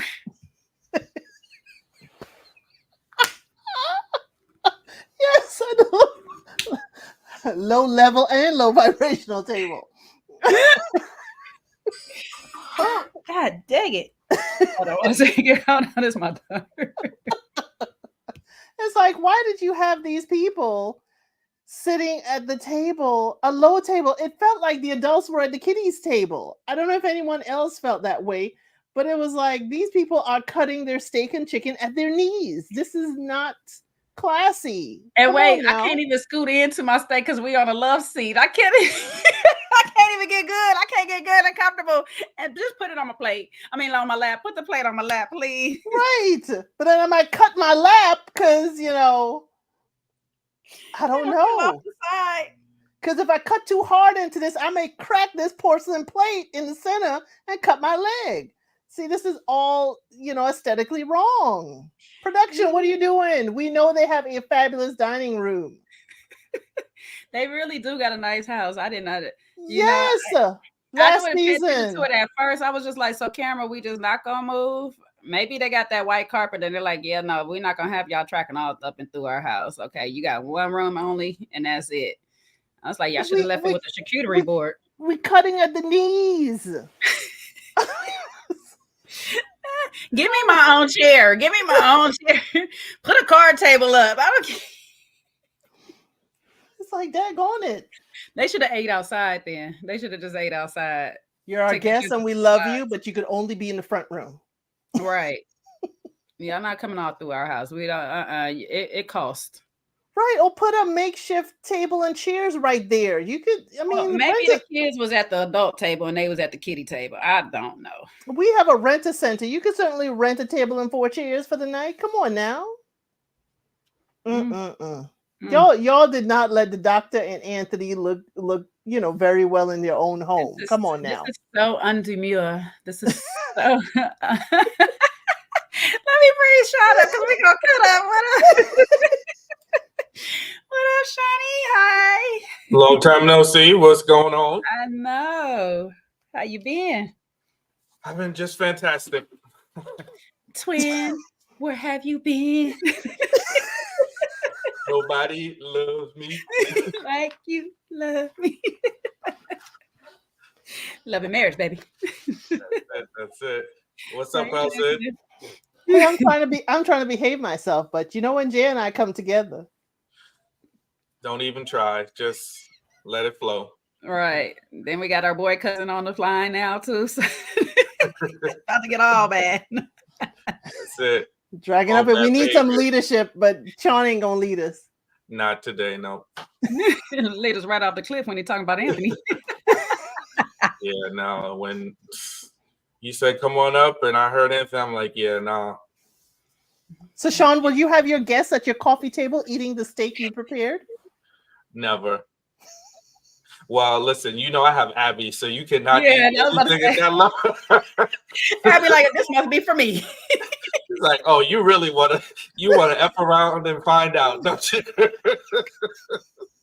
You over there talking too long with your fork up here. Abby, go on with the bone. It's gonna be like, okay, you know, she's good, but she's not that good. She'll be like, you distract them while I take it off their plate. It's like she'll look right at you. Okay, now come on. All you see is a paw. Mine. See her little hand. Mine. My germs. But don't they have a dog? They could have put it up. I don't think know. so. Oh, Do they? I don't remember. I have to think back. Okay, maybe But not. yeah. But as we speak, what are your thoughts on since we on Anthony and the Thompsons and the Baines? They grind my gears. You know, they grind my gears. And I just, you know, similar to what you were saying earlier, it's like, you know, the both of you guys were saying, it's like, it seems like Dr. Latoya wants to carry this beef on into the next season. And now she's, you know, enlisted somebody else to do her dirty work, similar to one of our other friends from the other franchise of Love and Marriage. You know, that's an old trick in the Carlos King playbook, you know, by many of the cast, is they use other people to do the heavy lifting. So she brought in this lady, and I really wanted to like them, you know, because they seem like an interesting couple, but it's like, I already got a bad taste in my mouth because you came in the gate swinging for somebody else. So, you know, it's unfortunate. I hope they're able to bridge this gap, you know, but I guess they just want to have this beef with Christina. Well, we don't know. Reason. We don't know if Kimberly sent the good doctor to fight her battles for her. Now we know the setup. They introduced the guests. Who is the first person to like bring them into the group? It's her.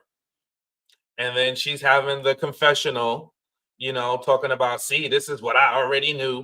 You know, I knew it, but, you know, now here, when nobody wanted to listen to me, but now here we go, somebody else. Okay. But the good doctor could have had another storyline the first season. She didn't have to do the Christina bandwagon, you know, for her first season. What do you mean? I'm confused now. What I mean is that the good doctor could have had a different storyline. You know, it's not like Kimberly sent her, or it's not like she had to carry the bones for Kimberly the first season, you know, to make a story. She could have said what she said and left it alone. And Kimberly could have come up next season to bring her own battle, if you know what I mean. The good doctor chose to make this the platform on which she stood on. I'm with you, and that's what I don't like. I don't like the fact that it's like you're just going to drag this whole beef ongoing, and now you're bringing somebody else in.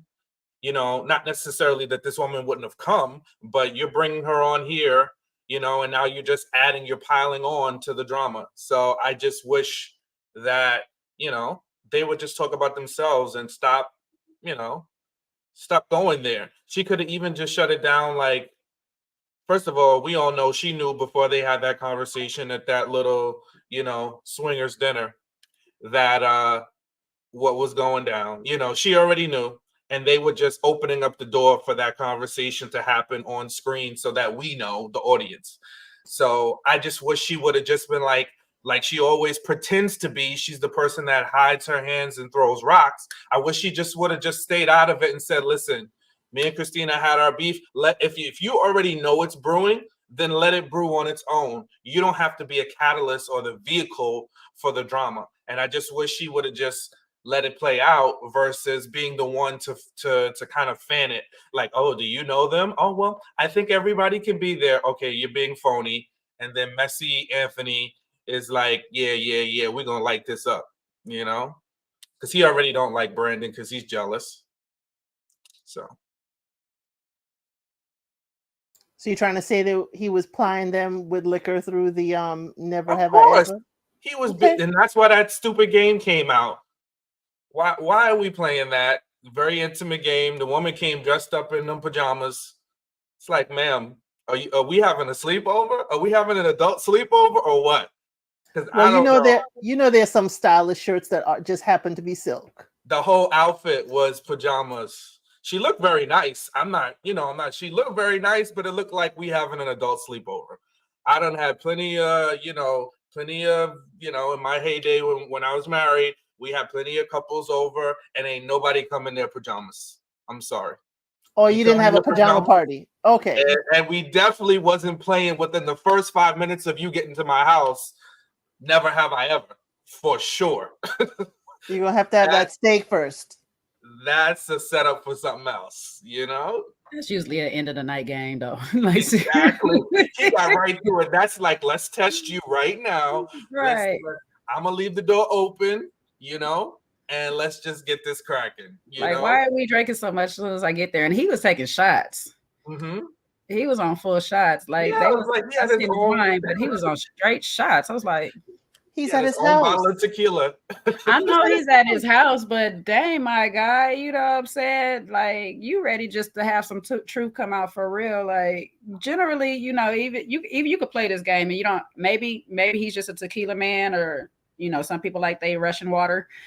Maybe that's the case, but you can get you a nice little something to sip it slowly while you playing this game. You don't have to just keep downing shots. I don't know. That's a lot, even at home. He didn't even stress we'll have a glass of opulence with our dinner. Man, that's what she complained about last time. You're not supporting me, didn't it? And he said he knew her before Dr. LaToya knew her. So in what capacity did he know her? You see, we here, twin. Where have you been? Because I asked that already. Like, you stressed that you wanted to tell us something since you wanted to play truth or dare. You want to tell us something so bad that you knew her first. Part B of that question: who did you skinny dip with? Well, all three of them drank. I don't know if they drank on the skinny dip question because cameras could be foolery. However, they was arguing that Doctor was the only one that was too prudish to actually do it. So I don't know. College days, college fun. Who knows? There's that. Mm-hmm. Doctor's right. Don't admit anything on camera. They'll say it would not be used against me in a time. Sometimes you unintentionally skinny dip, right, Jay? Like you get in the pool one way and then you come out another. You come out your bathing suit. Exactly. But was that intentional? You trying to strip me? No, Jay knows what I'm talking about. I understood. But was that intentional? No. So you just happen to unintended consequences. Sometimes that undercurrent is strong. That Jay, you're muted. You still muted, Jay. That riptide. Oh, my bad, because I was laughing. I was like, sometimes you dive in and you don't come back up the same way you would under. And listen, in Jamaica, I'm glad the water was dark in the area that they put me in, because every time I dived in, my bottoms went the opposite direction. I was like, why is the bottom still on the ship? I was under the water like, ooh. Like I said, thank God it was dark waters, because people's cameras would have got a whole lot of stuff. Would have been like Jay up close and unfiltered for sure. Unfiltered for you all. Because your real friends will delete it. Your real friends will delete it. Right, your real friends, but I don't know. Some of the real friends was too real to delete. Like, bruh. Yeah, for sure. Well, listen, we know there's some footage, and thank God, for all of us. It's never seen the light of day. I don't know what you're talking about. Yeah, me neither. Well, that's what the good doctor said. I don't know what y'all talking about. She like, I am still a PK child, skinny dip. Huh? What? Exactly. And I'm a respected doctor in this community. And I think Dr. Kimberly didn't want to confess the thing in the bed parent. She was just like, my daddy was too strict. That don't mean nothing, baby. That don't mean nothing. Yeah, that'll be the worst ones. The PKs are the worst. Allegedly. Your daddy was too strict. Allegedly. Not the L said that was allegedly.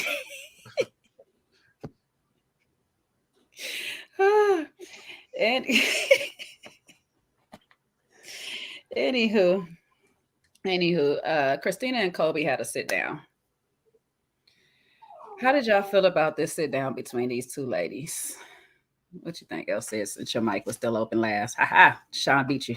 I'm like, if I was Kobe, why do I have to get out my house, get dressed, my makeup to handle this foolishness? I mean, my golly, I am incubating a new life. I do not want this toxicity and foolishness. But you know what? I got to film. And I think she handled it very well. I think Kobe did handle it well. And I guess for scene purposes, they needed to show them kind of making up. But it seems to me like Christina wants to be chased by her friends. It seems like she wants to be chased. And it seems to me like what's happening at home with Brandon, she wants to be chased by her spot, is spilling over into her relationships with other people. That's what I'm gathering from this. But of course, as always, Kobe looked cute. She looked unbothered.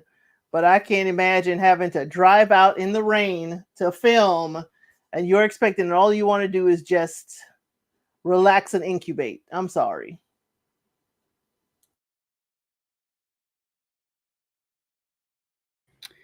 I hear you, Sean. Yeah, I don't. I'm glad Christina took the approach that she did with her, with Kobe, because obviously she's pregnant. You don't want to, stress her out or have her get unnecessarily wound up for this little petty thing they may have going on between each other. So I'm glad she came in very contrite. But at the end of the day, I'm sorry. I think Kobe is like a brat. She's like, just comes off very immature to me. And it's like, you have to kiss her, you got to kiss her ring. And I'm not necessarily, I just think like she's just whines, and I just expected her to reach out to me. Well, from the looks of what happened in their friend, the fallout in their friendship from the first season, it had two sides to it. So I don't think anybody needed to be kissing anybody's fingers. It's not like she totally threw you under the bus and you were the victim. Kobe wasn't the victim. Yes, some things happened. Brandon was out of line for making those stupid comments. But Kobe did some things too, and she was doing a lot of talking behind the scenes and, getting Dr. LaToya involved in the foolishness too.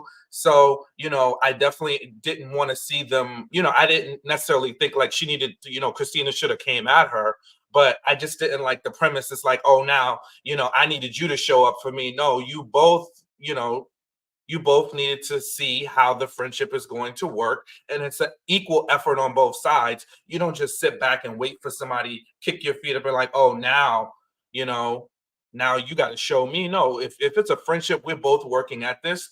She apologized to you. She embraced you in an emotional moment at the reunion. You said you thought it was genuine. So, hey, you put out don't sit back and I don't like people to do that. Well, I'm waiting for them to call me. No, you call. If you want to hear from her and you want things to move forward, if you're open to the communication, she said she had a wall up, you call her. Now, if she don't call you back, and if she's not, following through and coming through with her end, then hey, move forward. But I just don't like that. I think Kobe is a little entitled. But I also think I can't, Christina's nobody's victim. There is something to the way she keeps falling out with all these people. So, I'm not saying she's the worst person in the world, but there has to be something to it because she's always in the middle of somebody's drama some kind of way.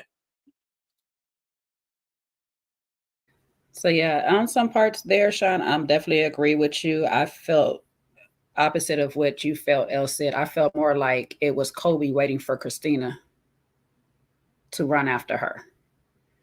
And it was all about sad because I had to even play it back. I was like, who got off the couch and went to who in that moment? It was Christina going to Kobe to soothe her in that moment. A lot of times that we have seen in the past, it has been kind of Christina making that first move. And like Christina said, you had a wall up. When I try to hug you and I embraced you in that moment, I could feel your wall up. So I'm just like giving you the space to, when you're ready to talk to me, you could talk to me. And that's always going to be a problem between two people that want to be fake because they're both sitting and waiting. They're both sitting, let's be honest, they're both sitting and waiting for the other one to make the first move. So, but that also leads me to the question to Christina is, did you wait to make this move now only because you're falling out with Brandon and you're on camera? Now, I'm going to give her some grace because if I'm dealing with stuff at home with my marriage, a lot of time I'm not thinking about what's going on outside in the outside world and other people. But however, you did know she was pregnant. You could have checked in a couple of times just to be like, hey, I'm just checking on you. I hope everything is going with your pregnancy and stuff like that. You know, some of them days that you just want to reach out and you're trying to make, you want.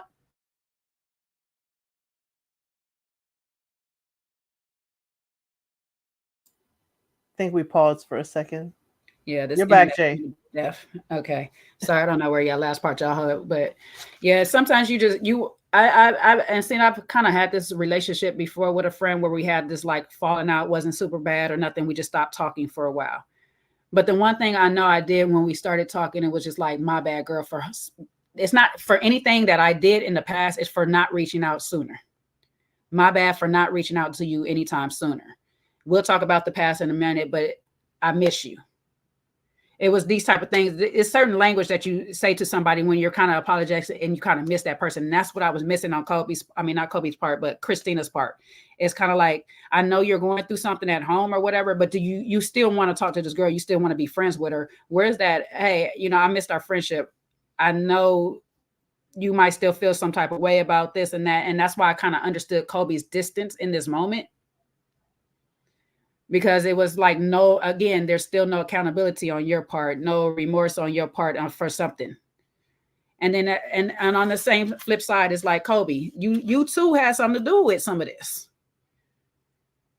So do you still want to be this girlfriend? If not, just say, you know what, our friendship ran its course and it is what it is. I'm just in a different, instead of just keep saying I'm in a different space right now, I don't have time to think about it. Well, she's in a different space. She don't have time to think about it, but she is. So just tell her if you don't want to be her friend no more. So I get what you're saying, Sean, on the entitlement of Kobe a bit and stuff, because she does come off like, everybody must love me and all this stuff at all times. But ma'am, you did have something to play in this. And I understand you're not trying to stress yourself out because you with child and all this right now. But do you want this lady back as your friend? If not, just tell her that. Like, I'm cool. And that's okay. That's okay. We don't have to pretend on camera or whatnot because you're not going to make the situation no better pretending on camera. Because you're going to pretend on camera and then go talk about her behind her back. I don't know. But a little bit of this whole thing is everybody hates Christina I'm so curious. It's like, what are you doing? I get that she has I would say like a disassociated personality. Like she doesn't seem like she gets all bent out of shape by too much, or she has that facade that she don't get bent out of shape too much, because we've seen her cry a lot this episode.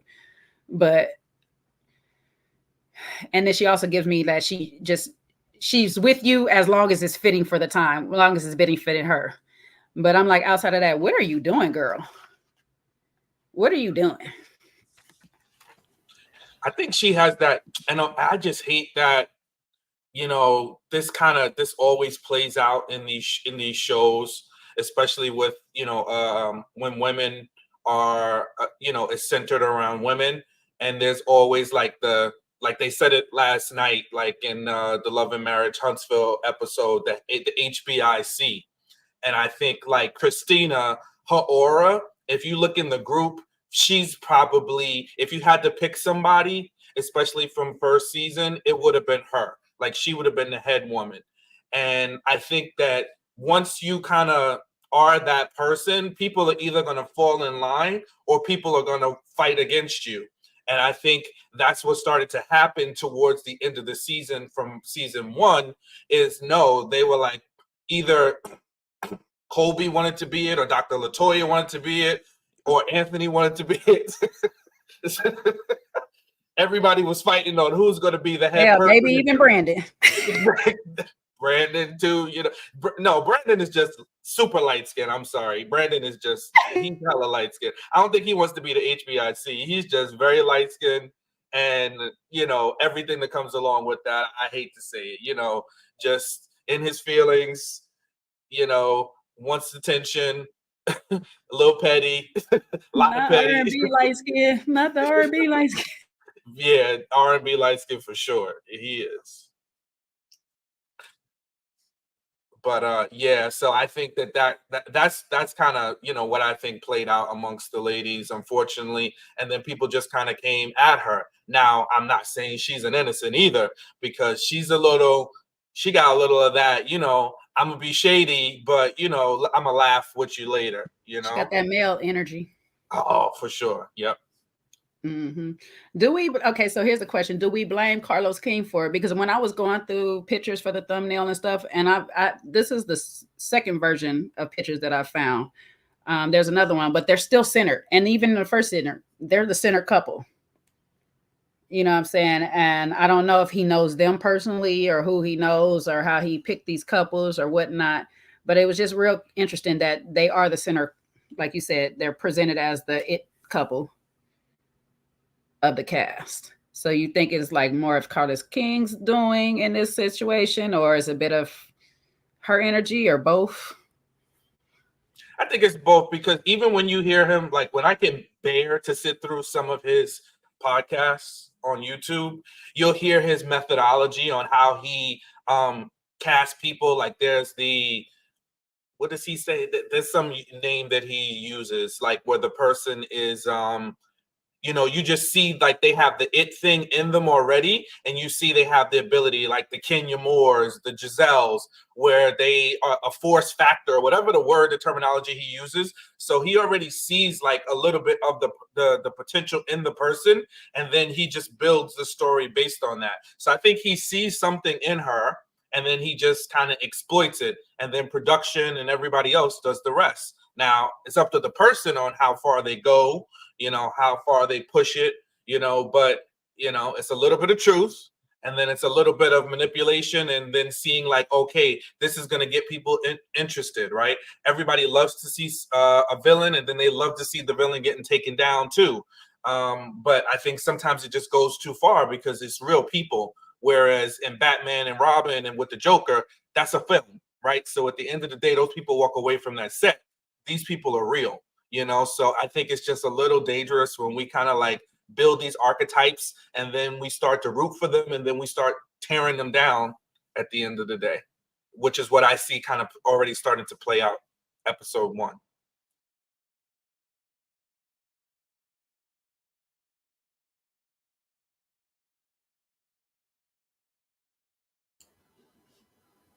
Did we pause Jay again? You're back, Jay.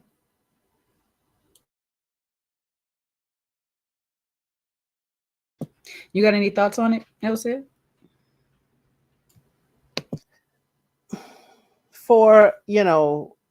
I just think they're the center square because they got the most drama, whether it's contrived or not. They are the centerpiece of it, because what drama does the rest of them have? Really? They don't have any drama. Or not a drama to the extent of they all the way, whether it's real or not, going to be separated and all that stuff. So, of course, they're the center square.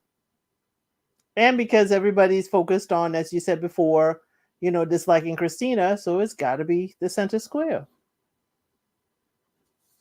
Whether he contrived it or not, yeah, that's what it is. I think that bit of the it factor, and I'm going to put it in layman's terms, is the lack of accountability factor, the Karen factor. the people that can play those roles real good, because when you really think about some of the people that you did name, they walk that fine line of that gray area where it's just like, I'm gonna do just enough to piss you off, but I'm gonna always be in a position to be the victim somehow. Like, you know, like just when we seen Portia go all in on Kenya, but it's like, Kenya, you were all in that girl ear with props. You was all in that girl face with props. So why are we acting like you didn't do anything? You know, and then we have Mel, and before you millimeters come up in here, you're going crazy. Y'all gotta take accountability for your girl too, because she don't be taking accountability for a lot of the stuff that she be doing and acting like everybody just be coming at her. And that's one thing that Christina has working for her, is that she doesn't see the accountability that she needs to be taking for a lot of the stuff that she be doing, and it's always somebody else who does things to her. And then in some cases she's right. Just like with Doc. It's like, you didn't really do nothing to Doc. Doc came at you crazy. So you got every right to come at her. But then other people, you be a little off, sis. Because, you know, with Kobe, there's a fine line. It was like both of y'all really, but in some cases you was a little bit more on the aggressive side of the things and stuff. So it was like some things that you was doing, you knew you was being a little shady to the girl or whatnot. So that's that 5 factor. I think it's a combination, like you said, Sean, of a bit both. He does look for some things. And yes, they do have the most going on, like you said, El said, out of all the couples, where it's going to be some kind of consistent storyline, because we getting it all with them. We're getting the cheating, the lack of accountability, the victim, the crazy mama. We got it all. We got the whole show with them. That mama is something else. Brandon's mama. Now we know why he is. I'm glad they feature her a little bit more, because that mama. Now I know you talk. I caught a little piece of the strawberry cupcake situation when she said she didn't make them cupcakes for him. Who did mama make them cupcakes for, though? We say Mr. Johnson from the church, baby. You know what I'm saying? Who is them Stay out grown folk business. Stay out grown folk business. Okay. Like, that's why he went over there with that laundry. She was like, take this, go over there, spend a little time. Beg if you got to. Don't come back until you. Right. Don't come back till you watch 2 loads. Matter of fact, here, take my loads too. Take mine with you. Exactly. Just stay long, and I'm gonna make something I'm sure, I know you don't like. I'm sure Mama got a washer and dryer there at the house. Of course she does. Sean, you missed it, because that's what we said too. Because she only had 2 cupcakes on display. I said, "Boy, you was not supposed to be home. You done came home too early." Yeah, his mom is so cut and dry. She was like, "I'm gonna be nice for these cameras, but they ain't for you." And you wasn't supposed to really be here. You supposed to be here. Now I got to make a phone call real quick. Hold on, I'll be right. She might be like, Christina, please. You ain't got to take them all the way back. You don't have to take them all the way back, but just give me for a night or 2. You got the nerve to spit out my cupcake. He been in that cupcake on purpose. Like, why would you do that, sir? You know your mom got company. What the heck? Yeah, that was crazy.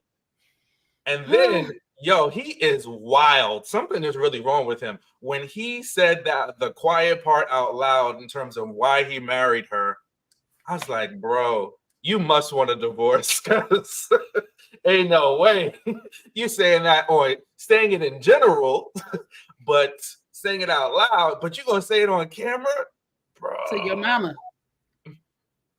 And he told her, not that he want to be there, but this is where God told him he need to be.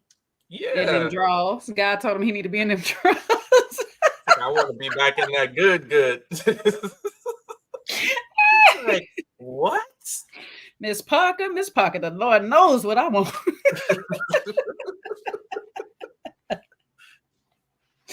Oh, that's what I said. Expedite this process.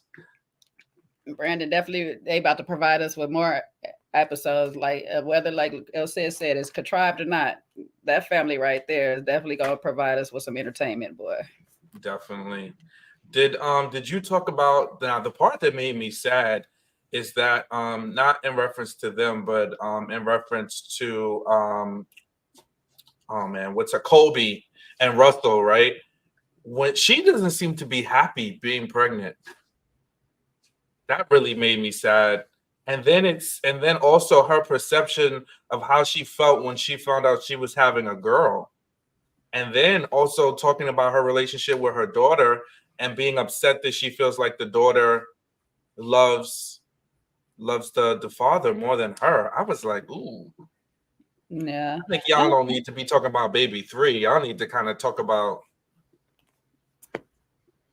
Yeah, we spoke on it a bit. I know we had mentioned that, you know, it was kind of weird at least for me. It was kind of weird that she said some of those things. I was just like, you know, where does logic come in? Because, you know, each kid is different, and you can have the same sex, but that same sex could still love you like crazy hard and be all up on you. They can be a mama's girl.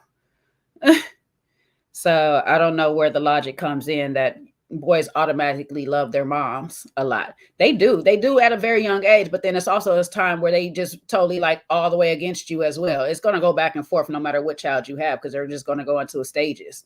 As soon as you get to school and start trying to kiss them, they're like, mom, get off me and stuff. That's no more your little boy anymore. So it's just a matter of how she's a daddy's girl because daddy's not there all the time. You're the sheriff. You're the sergeant. You're all the mean things, and daddy just comes along with the toys and gums and candies and all these things or whatnot. That happens. So it's just like I kind of wish she would change her perspective. But you said something key there, Sean. Maybe she just doesn't like being pregnant, and maybe she has difficult pregnancies. Maybe we just seen the good days of it right now, and maybe she has struggles. Yeah, like I think that. Oh, go ahead, Elsa. Like I mentioned before, she could be fine pregnant, but you got to get yourself together, makeup and hair, and you are being filmed. You got to add all that in it. You know, I think she may be, I don't know if she's, you know, happy or not, but I think it's just, I got to do all this and go through all this while being pregnant. And then you still want to talk about baby number 3 if this is a girl. It's like, dude, it's like, you know, being pregnant and having to film, I feel for her. I really feel for her. Elsa, this is a job. She's getting paid. You know, it's just like women who work through maternity leave, you know, work before they go on maternity leave. Yeah, but careful. Everybody's pregnancy is not the same. No, I'm not saying that. I'm just saying that she's getting paid to show up on set, right? So part of your job, and many women do work through their pregnancies. So if she's and those that can't for various circumstances, they sit it out. So if she's unable to work due to stress, you know, because of her pregnancy, then she shouldn't be on the show, you know. But I think that, listen, she wants to show up. I don't feel bad for her. Until it's revealed later on that she may be going through some undue pain, then I'll definitely have empathy. But I'm sorry, when I hear a mother talking about their child and that they feel like the child loves the father more, you don't think kids feel that? Kids can feel that. So you might be driving a cycle that's not even there. She just has a different relationship with her father than she does with you. Well, you can understand that. Let me finish. I just want to I think she needs to, as the adult, you need to shift your perspective. And the one thing that she said that led me to believe it's a problem with her thought process is because she says she wants a boy, so that the boy, she can be the prize. And I'm paraphrasing, you know, so it's like that mentality is I want to be the princess. I want somebody to think I can do no wrong.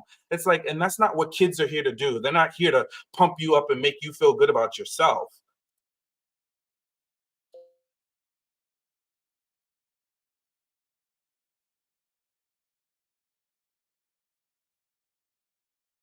Y'all said you there? Oh, because I thought you was responding to him. Oh no. My thing is,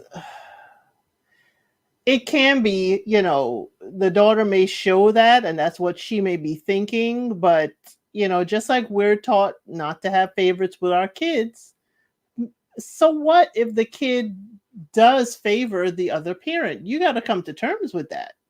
You know, whether it's true or whether it's something you're projecting, gotta come to terms with that. But for me, I know what you're saying, that it is a job, but it is a job while she's already doing her other job of incubating. And all I can say is maybe I'm projecting, because when I was pregnant, all I wanted to do was at the bare minimum and incubate, because it was a lot. It was a lot. So since I had two boys, maybe she's having that boy. I know, because you get different reactions or whatnot. I don't know. Maybe I don't know what her first pregnancy was like. I know I struggled in the first few months of my one living and the second one after her that I went through a little further term with. I struggled holding down anything, not with nausea, staying awake or whatnot. Sometimes you go through different complications with different kids, through different things. Some people don't have no experience, nothing at all. Some people get well pregnancies with all their children. They're blessed. And some people get a good pregnancy and then the next one is pure misery. So, I don't want to judge her off of all of that, because I don't know what she's actually going through.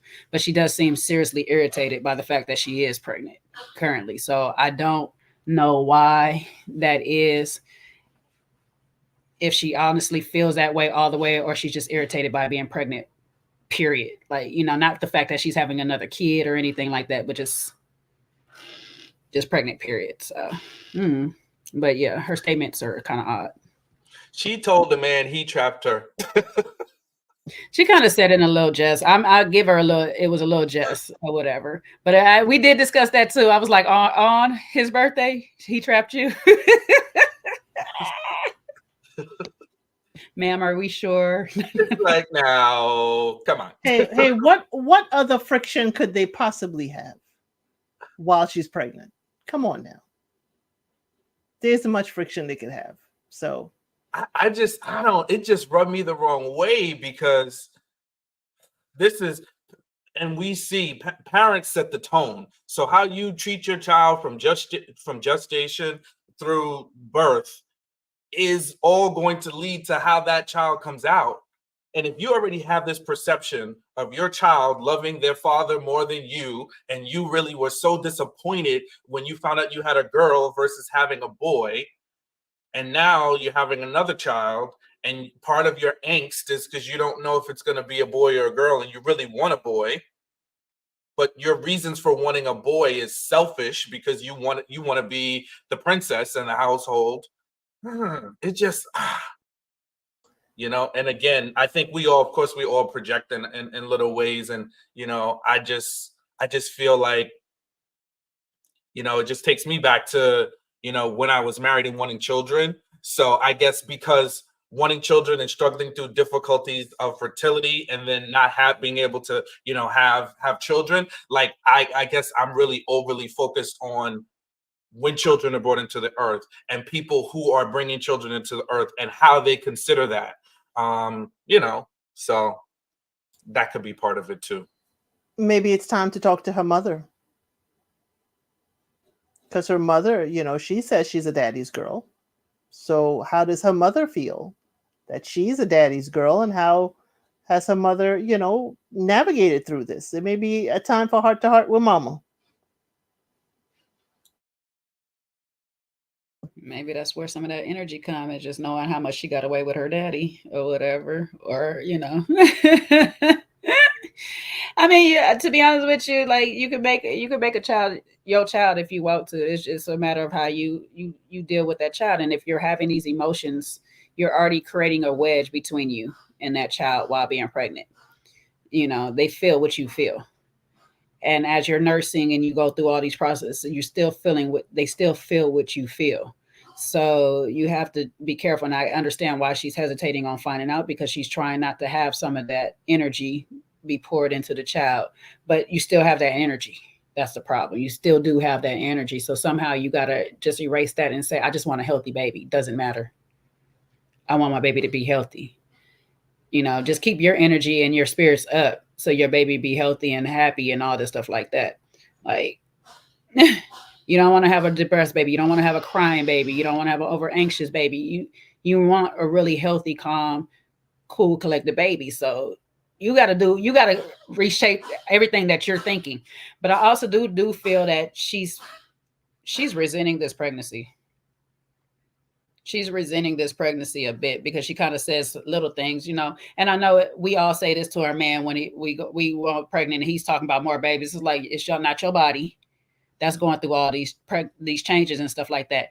And I don't think necessarily the resentment is about even having a second child. I really think this is wear and tear on her. This is a lot. I'm really thinking this pregnancy is just weighing her down and stuff like that. Like I say, you go through different things. You know, sometimes you're hungry. And if I'm on set and I'm pregnant, I've been on set one time pregnant. Ooh, you can't eat when you want to. You can't do it. These people probably getting on her nerves every 5 seconds because she was rolling her eyes all over through the doctor's visit. Everybody getting on her nerves. She seemed very... I did feel bad for her and during that doctor scene, and then whatever the hell he was talking into the baby's stomach, he was like a little talking into that baby's stomach. Hey, in there. It's like, come on, bro. Now don't jar the baby, being simple, you know. And then let's get into it because we see a clip already, and that's the other thing. Is he present? You got me pregnant, but now you're off.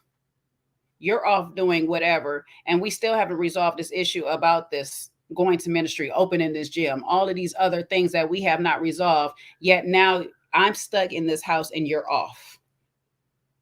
You're not. Are you helping? Are you doing? Is he doing all of these things to make her feel like she wants to be pregnant again? You do have some people that as soon as their wife get pregnant, it's almost they're at their beck and call. They doing all these wonderful things. They're showering them and they making sure that they're good. And then you got the others that's just like, well, I hope you're okay. Good luck. I ain't checked on you to make sure you or the baby ate all day, but you know, you good. You got this. Yeah, I do get the sense, even from last season, some of the complaints that she had not being included in conversations, and making decisions unilaterally. You know, and I know that's a real dynamic that plays out in marriages. So, and unfortunately, I think sometimes men and women feel like adding extra kids is going to fix it, and it actually compounds it because it makes it worse.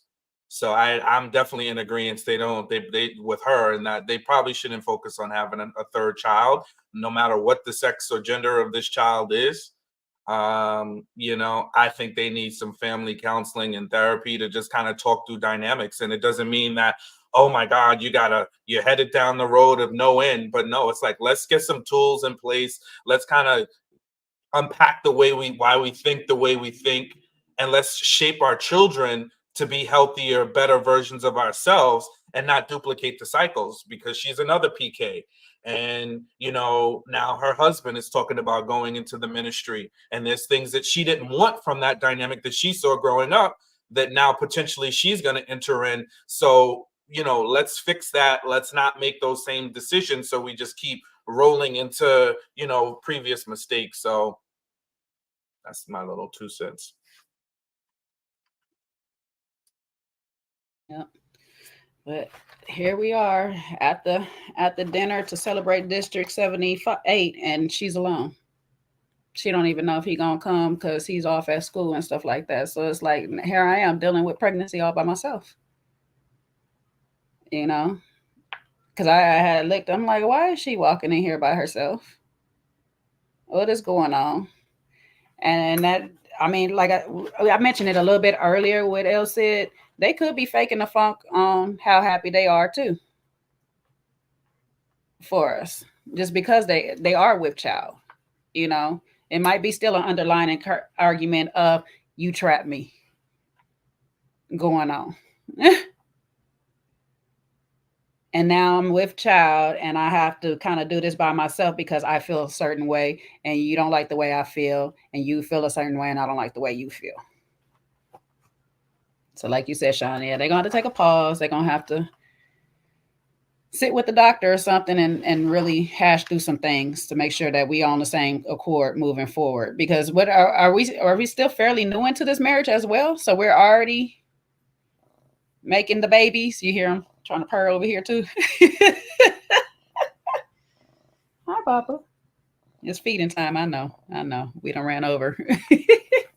You're like, I'm supposed to be eating lunch right now. But yeah, I don't know. But let's talk about this dinner, this celebration dinner, or lack there will be. Before we get up out of here. So Guess we who's got coming to dinner?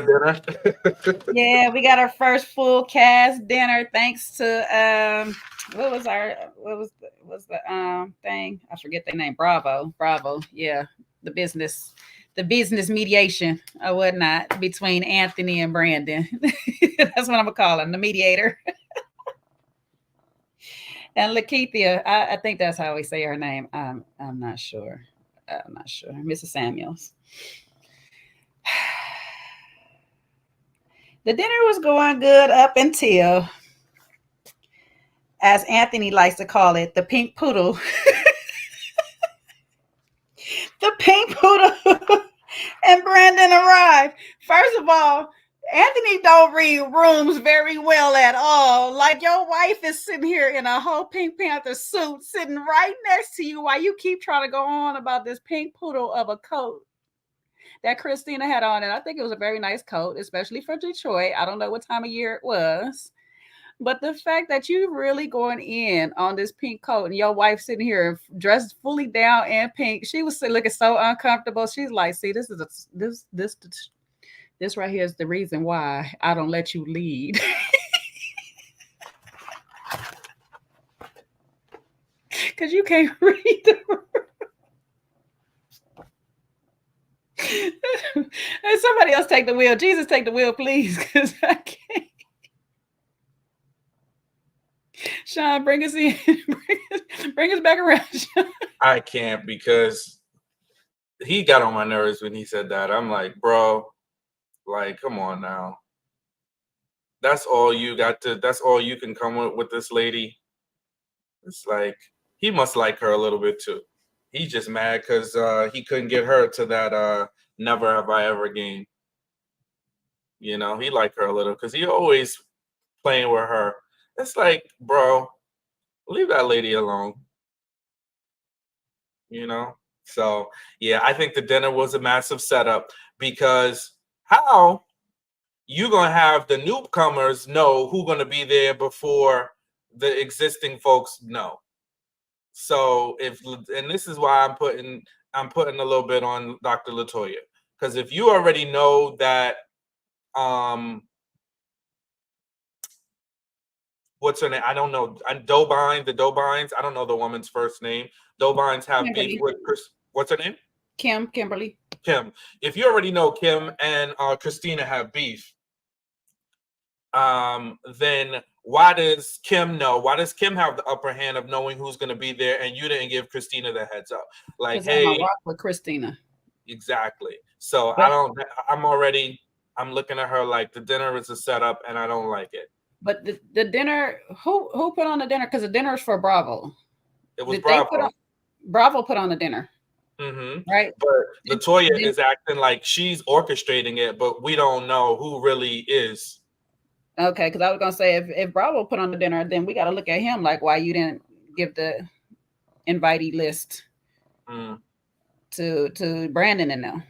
You like, because the first thing I did go back and watch the first thing, and it came out of his mouth. Hey, y'all know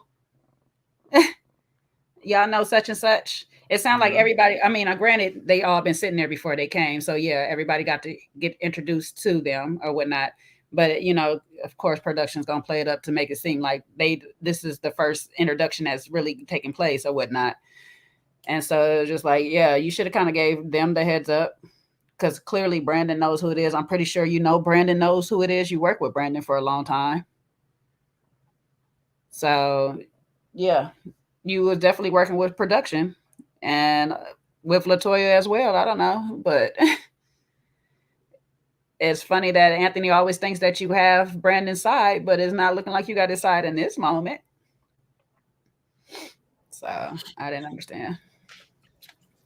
I do blame production. I think production kept it really on the hush, but I also think it played into Anthony's need to be center square, because he's bringing in, he and his wife, the good doctor, are bringing in, a very, could be an inflammatory couple to go head to head with Brandon and Christina, potentially. So I think it was production, and they probably were quite well to go along with it. Don't tell anybody. And they just told the host and hostess, make sure there's another play setting because we have a new couple coming, and just let it play out. Okay, Sean. So as Elle said, speaks, I can see where your perspective come in. This is LaToya's doing or whatever, because if this is her invitee, Bravo might not know too much. Like, they could also have been like, hey, I'm bringing another couple.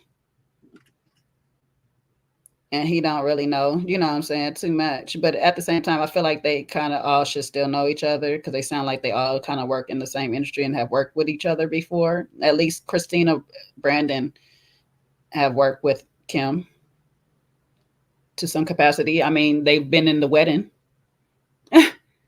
of these people wedding. Christina at least has. Not you cut me off to say you agree with Sean. No. Oh, I said as you spoke and helped me. Wow, Elle said you led me to the promised land with Sean. Jesus.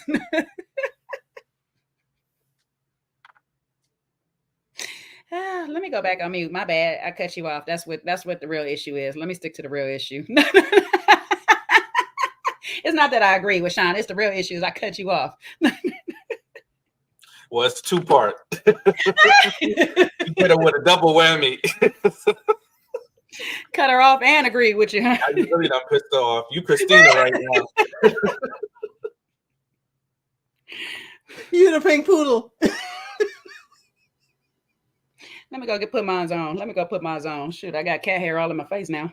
All I gotta say, what tickled me about the pink poodle, which it was production, shady production, putting a picture of a pink poodle right next to her in the shot. Real shady. But, at least that was more polite than what I was thinking when she walked in with that coat. So I'm sure, I'm glad that he said something very nice. But it also premiered on the day, yesterday was the day where you wear pink to Krispy Kreme and you get a free donut. So all around, I was just dying laughing. Now, Elsie, let us know that now. Thank you, Elsie. Thank you. I could have got me a donut yesterday, and all my struggles on being in the sun and heat. Damn it. Well, I told a lot of people I didn't know it was some salmon. I know you got some salmon. I have to dig it up. Dang, I told a lot of people I didn't know. There's a Krispy Kreme in New York now? And I live in Jersey. Yeah, they're in Jersey. Okay, well, I'm sorry.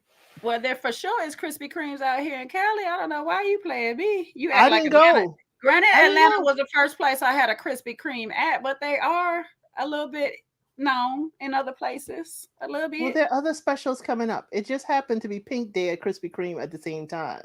That's right. I can only tolerate so many of their donuts before I can't tolerate their donut at all. So I'll go into a diabetic coma. Right, real quick. But yeah, so I just was laughing at that whole pink scenario all the way around. But I have to say, Anthony, that is the type of petty that I do enjoy. We would have been sitting, laughing, and having a kiki about all pink. But please believe I would be also cackling about your wife too, with her all the way fur. I don't know if it's real fur or not, but all the way fur in the summertime in Detroit. That was real. Well, like I said, it was all around petty because he had a double whammy petty. Like, you sitting right next to your wife in all pink. She was like, please stop. God, I like the poodle. You don't like fur, Elsie?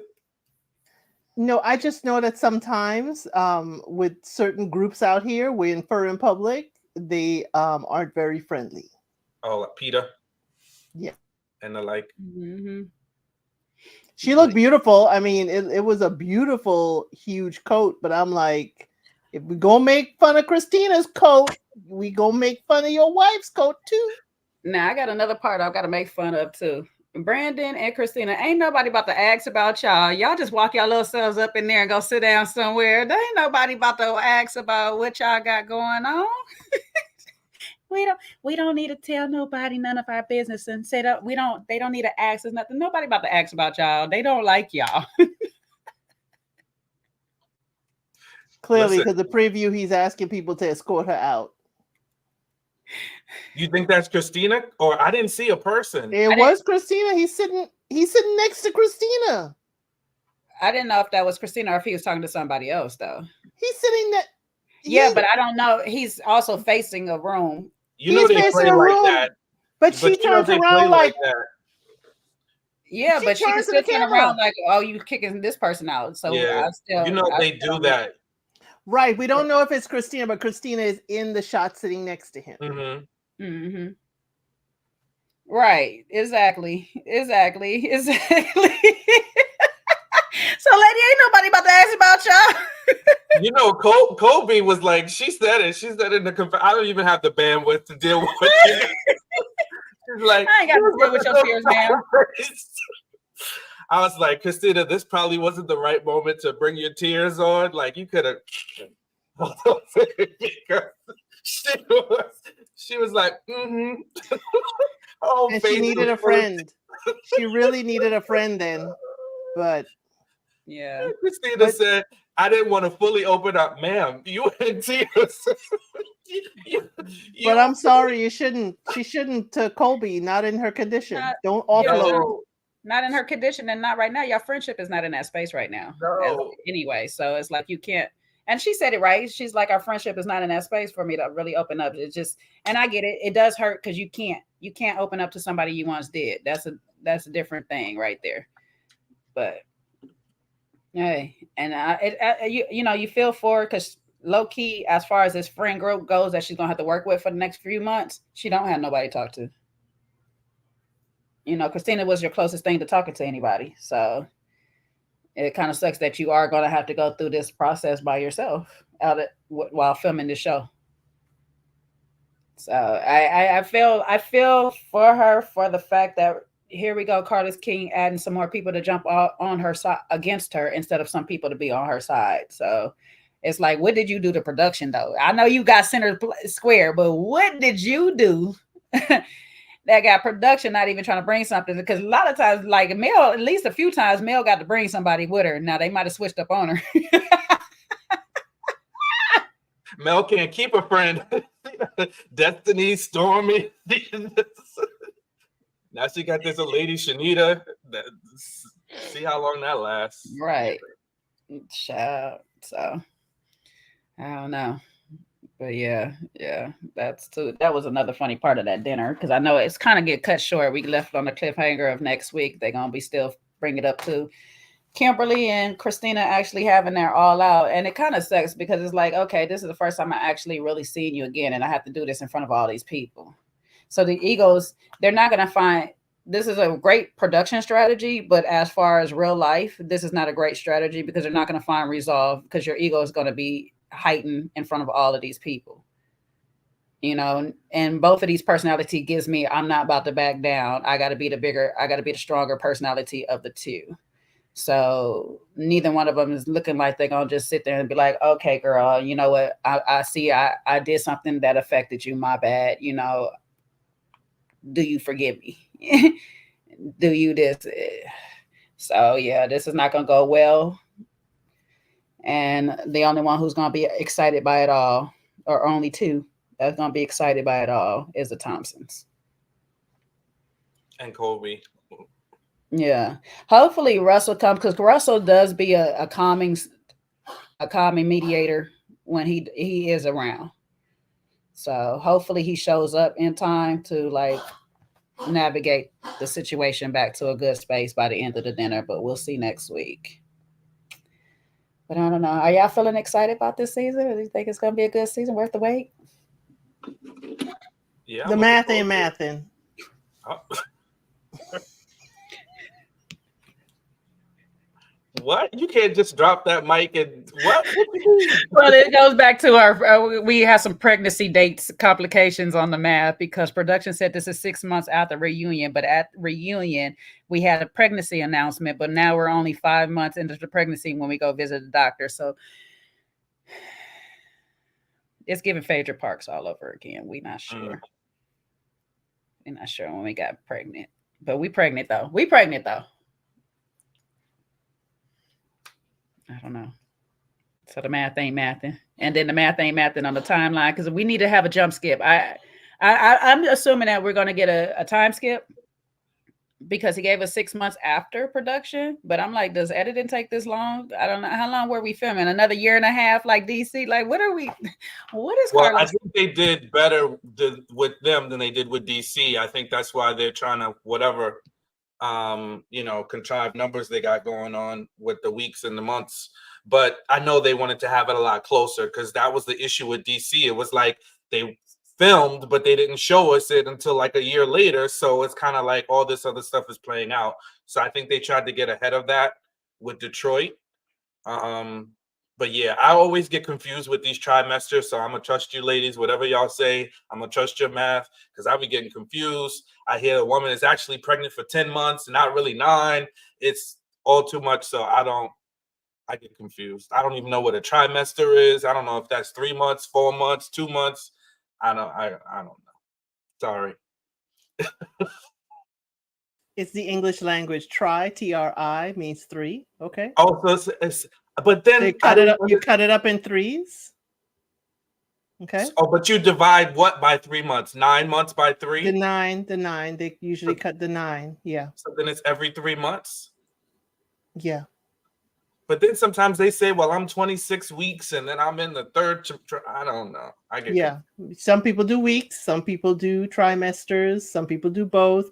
Just like when the baby's born, some people don't say they're a year and a half. They say they're 18 months. It's like, dude, come on. Don't make me have to calculate in my head. But yeah, that's when I turn into what's old boy from Martha's Vineyard? Which one, Nick or Alex? No, the one that's like Amir. Yeah. I'm so like, are we female splaining to you? You're helping me. You're educated because I get confused. I'm like, what is it like? It is a bit confusing though. It's the same math that actually works into how a year is 12 months, but there's 52 weeks in the year. However, 12 times 4 is only 48. It's like where I get this extra 4 from. And so it's the same math. You know what I'm saying? We don't count the 13th month, but it's like we don't count the 10th month, but technically you go 40 weeks somehow, making it 10 months. So I don't know. And then some doctors don't count, they count the day of this conception, some count a different day. So it just, it's a lot of unsolved math that, we just chalk it up. We just say we in our 3rd trimester after so long. Like we seen a baby face. I'm in my 3rd.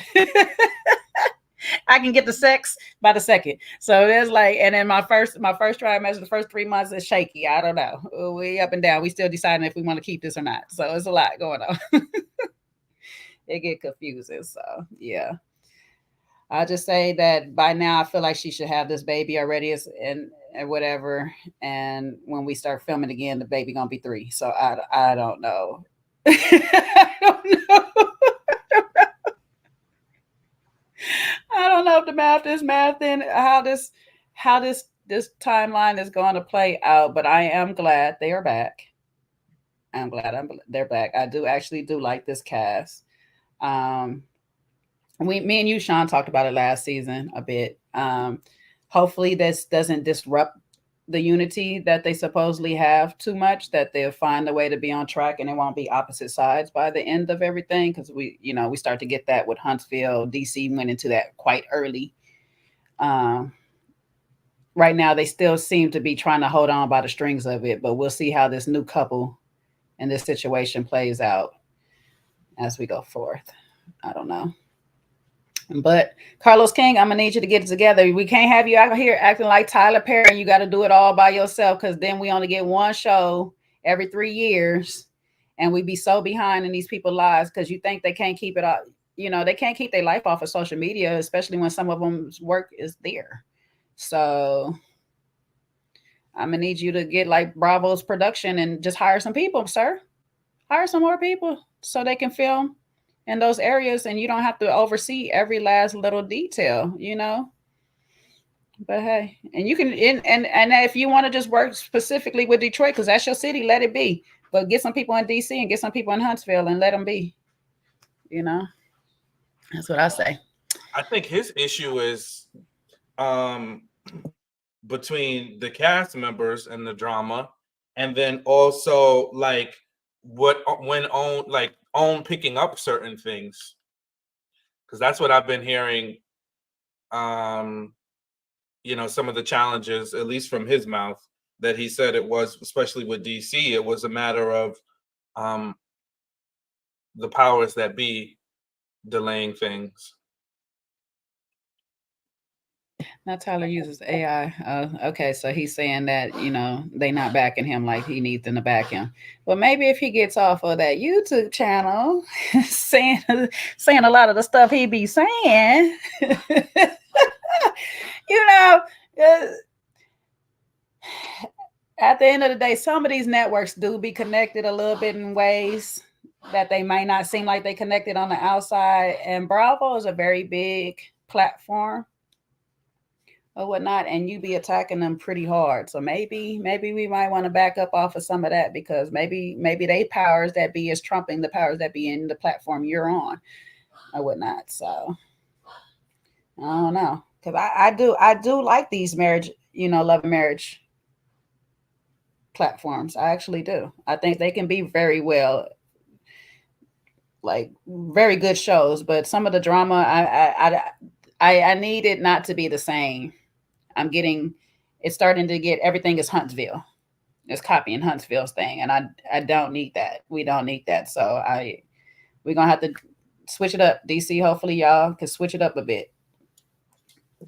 Yeah, I think that, to your point, that's some of the challenges he's also having, is because they have this kind of like central theme, and sometimes even now you see a lot of the cast. Winter was talking about production and how they do things, and you have Mel just recently talking about people being shady and manipulative and playing the strings behind the scenes and causing strife.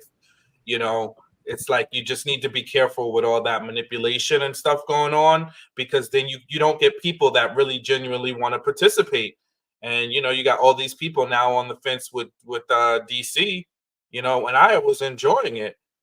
Especially, we have a connection to the DC cast, so it's unfortunate in terms of see where the direction of that one is going. So yeah, just you don't have to be so contrived and manipulative and pushing narratives.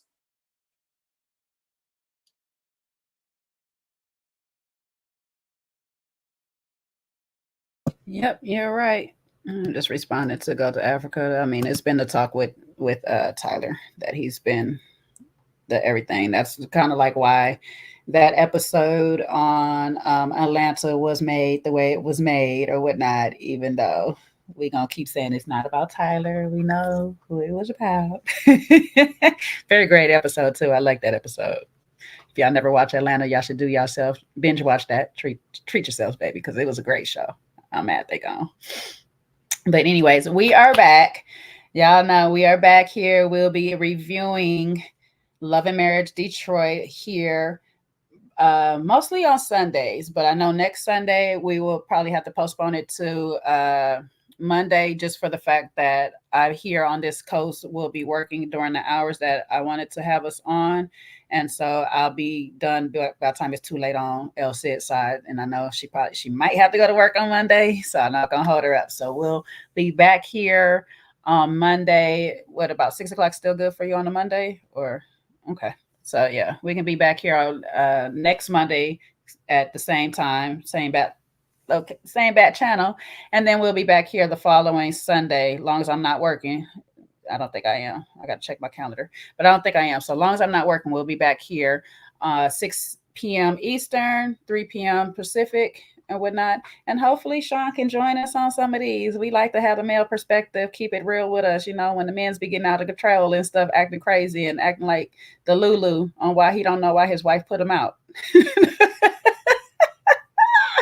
Or when the men start acting like pink poodles. Well, that's your friend, Elsid, Mr. Anthony. And you know he gonna get into it. You know he gonna act like one at some point in the season. Because we already heard him screaming at Bravo, you always taking his side. I'm trying to tell you, you cannot be petty and sensitive at the same time. Those are the worst kind of people. For real, they are. Like, what? You gonna talk your ish and be quiet at the same time? Like, nobody on my side. And then we'll also be coming up because I have promised both of these people I'm going to do it this season. Oh, the commitment is real. But Math Chicago is coming. And we'll be doing that on Elsie's channel. So Elsie, please tell the people where they can go find you, follow you, and be sure that they hit the notification button so we will be over there with it. Please let them know. My channel is LSID932 on YouTube. We'll be doing that. We have Hogtie J. Yay! To do Maths Chicago. That is amazing. You got her to commit to maths. And we have Love is Blind DC happening in the same time in October as well. October is the gift that keeps on giving. So hopefully we could tie her in for at least a few episodes of that. But I'll be definitely doing a recap of that. I could do my American Love is Blind. I could do English Love is Blind. I just didn't stay with the UK one because I was just running the streets. I gotta catch y'all up. My summer was lit, okay? Especially August. All right. It was concerts, all kinds of stuff. Huh? Thank you. Yes. So now that the fall is setting in and it's October and she's no longer outside as much, we're going to get her with maths. Love is Blind. Yay! Ready to Love. You know, we'll be ready to love. Coming back. I don't know which city. Is it Philly, Detroit, DC? I don't know. I think it's Philly. Yeah, it said Philly, but it also had like a mashup kind of thing, so it was kind of weird. But yeah, I think it is Philly for sure. So we'll be back to the Love is Blind more than like, I mean, not Love is Blind, but Ready to Love as soon as they come. And hopefully they're back on Friday night. So you already know. No, they're back on Saturday nights. Oh, they're going to put them on Philly. I was in Philly last weekend, guys. You was in Philly last weekend? You don't tell nobody. Nobody nothing. But they put it on Saturday now? Ready to Love is going to be on Saturday? Yes, it's Saturdays now, not Friday nights. Okay, well, I guess then I don't know. We'll figure it out. I mean, I guess I could do Saturday nights, but I don't know. Hey, I'm inside. I know you're inside. I'm generally inside on the Saturday. I'm generally inside on a Saturday night too, so I might be able to do it. But then it's like I'm watching that and I'm. Oh, okay. All right. Well, we'll figure it out. I gotta watch it, recap it, and do a live. So yeah. Yeah. Oh, I mean, we did it before, right after. So we might be right after. If it comes on 5 o'clock, we might be right after. I can catch it on that early. So, all right. So whatever it is, we'll be back Saturday, 10 p.m. Eastern. Okay. So that's what, 7? Is that not going to be late? Because that's going to be 11, 12 at night. I ain't got to go nowhere on Sunday. What? I know, but really 10 p.m. I don't think that's 10 p.m. Eastern. I don't think that's right. There's no way. It's no way. Maybe they're just premiering it for that reason, but I can't see them keeping that. That's not even a good time slot. Yeah, that's a weird time all the way around. Maybe that's the second time it plays. That's crazy if that's the time. Are you sure, Danielle?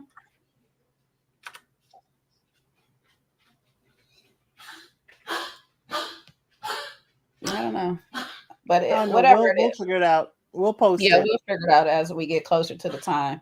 But right now, in the meantime, in between time, we got this to hold us over. And I'll be back. I'll be back on here some days because I got to catch y'all up. We got some things to talk about. I found a few topics I want to talk about and stuff because I've seen some people having some good discussions and things. We got so much catching up to do. So I'll be back. I'll be more active again. My summertime fun is over. I'll be back until next summer. Woo, school is in session, class. Woo! The bar is open. The bar is open. Any last thoughts before we get up out of here? Anything from anybody? Want them to do anything? You want to tell the cast anything? It's kind of early up in this. Congratulations, I'm going to say, to Kobe and And Russell, congratulations to y'all. I almost forgot the man's name. He wasn't on the episode that much. Yeah. Russell. It's Russell. Yeah. Russell. Yeah. But no, great start to the season. You gave us enough to look forward to and enough petty to keep us coming. So great start to the season. Looking forward to the rest of it. All right. And please don't forget to go follow LC's channel. Okay, this is on YouTube. If you're looking for her on IG, it's LCid_speaks, but on YouTube, it is LCid932. Okay, 932. Make sure you put that in there. You will already see some videos up from her. She did cover Love is Blind UK and Mexico. So you guys go do those. Check those out. Do her a favor.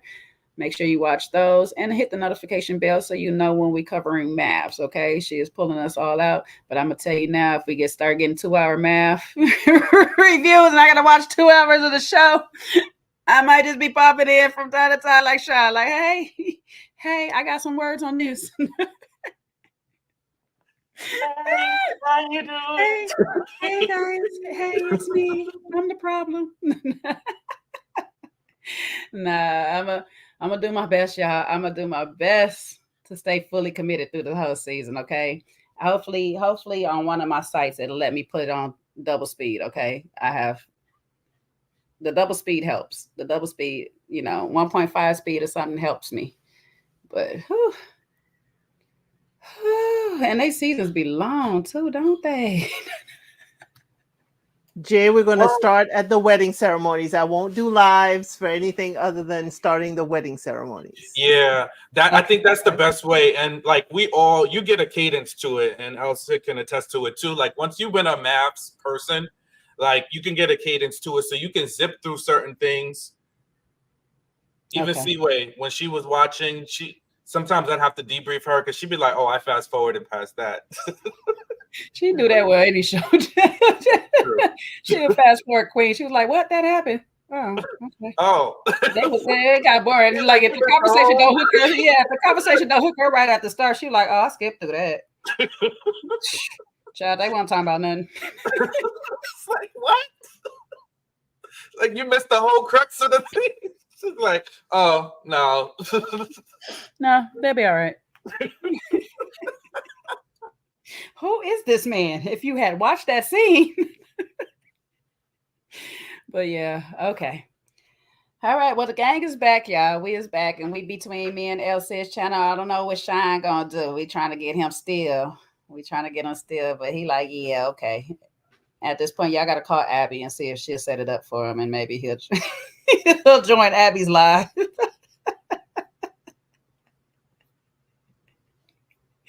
Well, we gonna get up out of here, y'all. Thank you, Sean, for joining us today. We hope to see you back on our next one. And Elcid, as always, I hope you guys had a great time with the cousins. We gonna love y'all and leave y'all. Y'all have a great Sunday. We'll see y'all next week.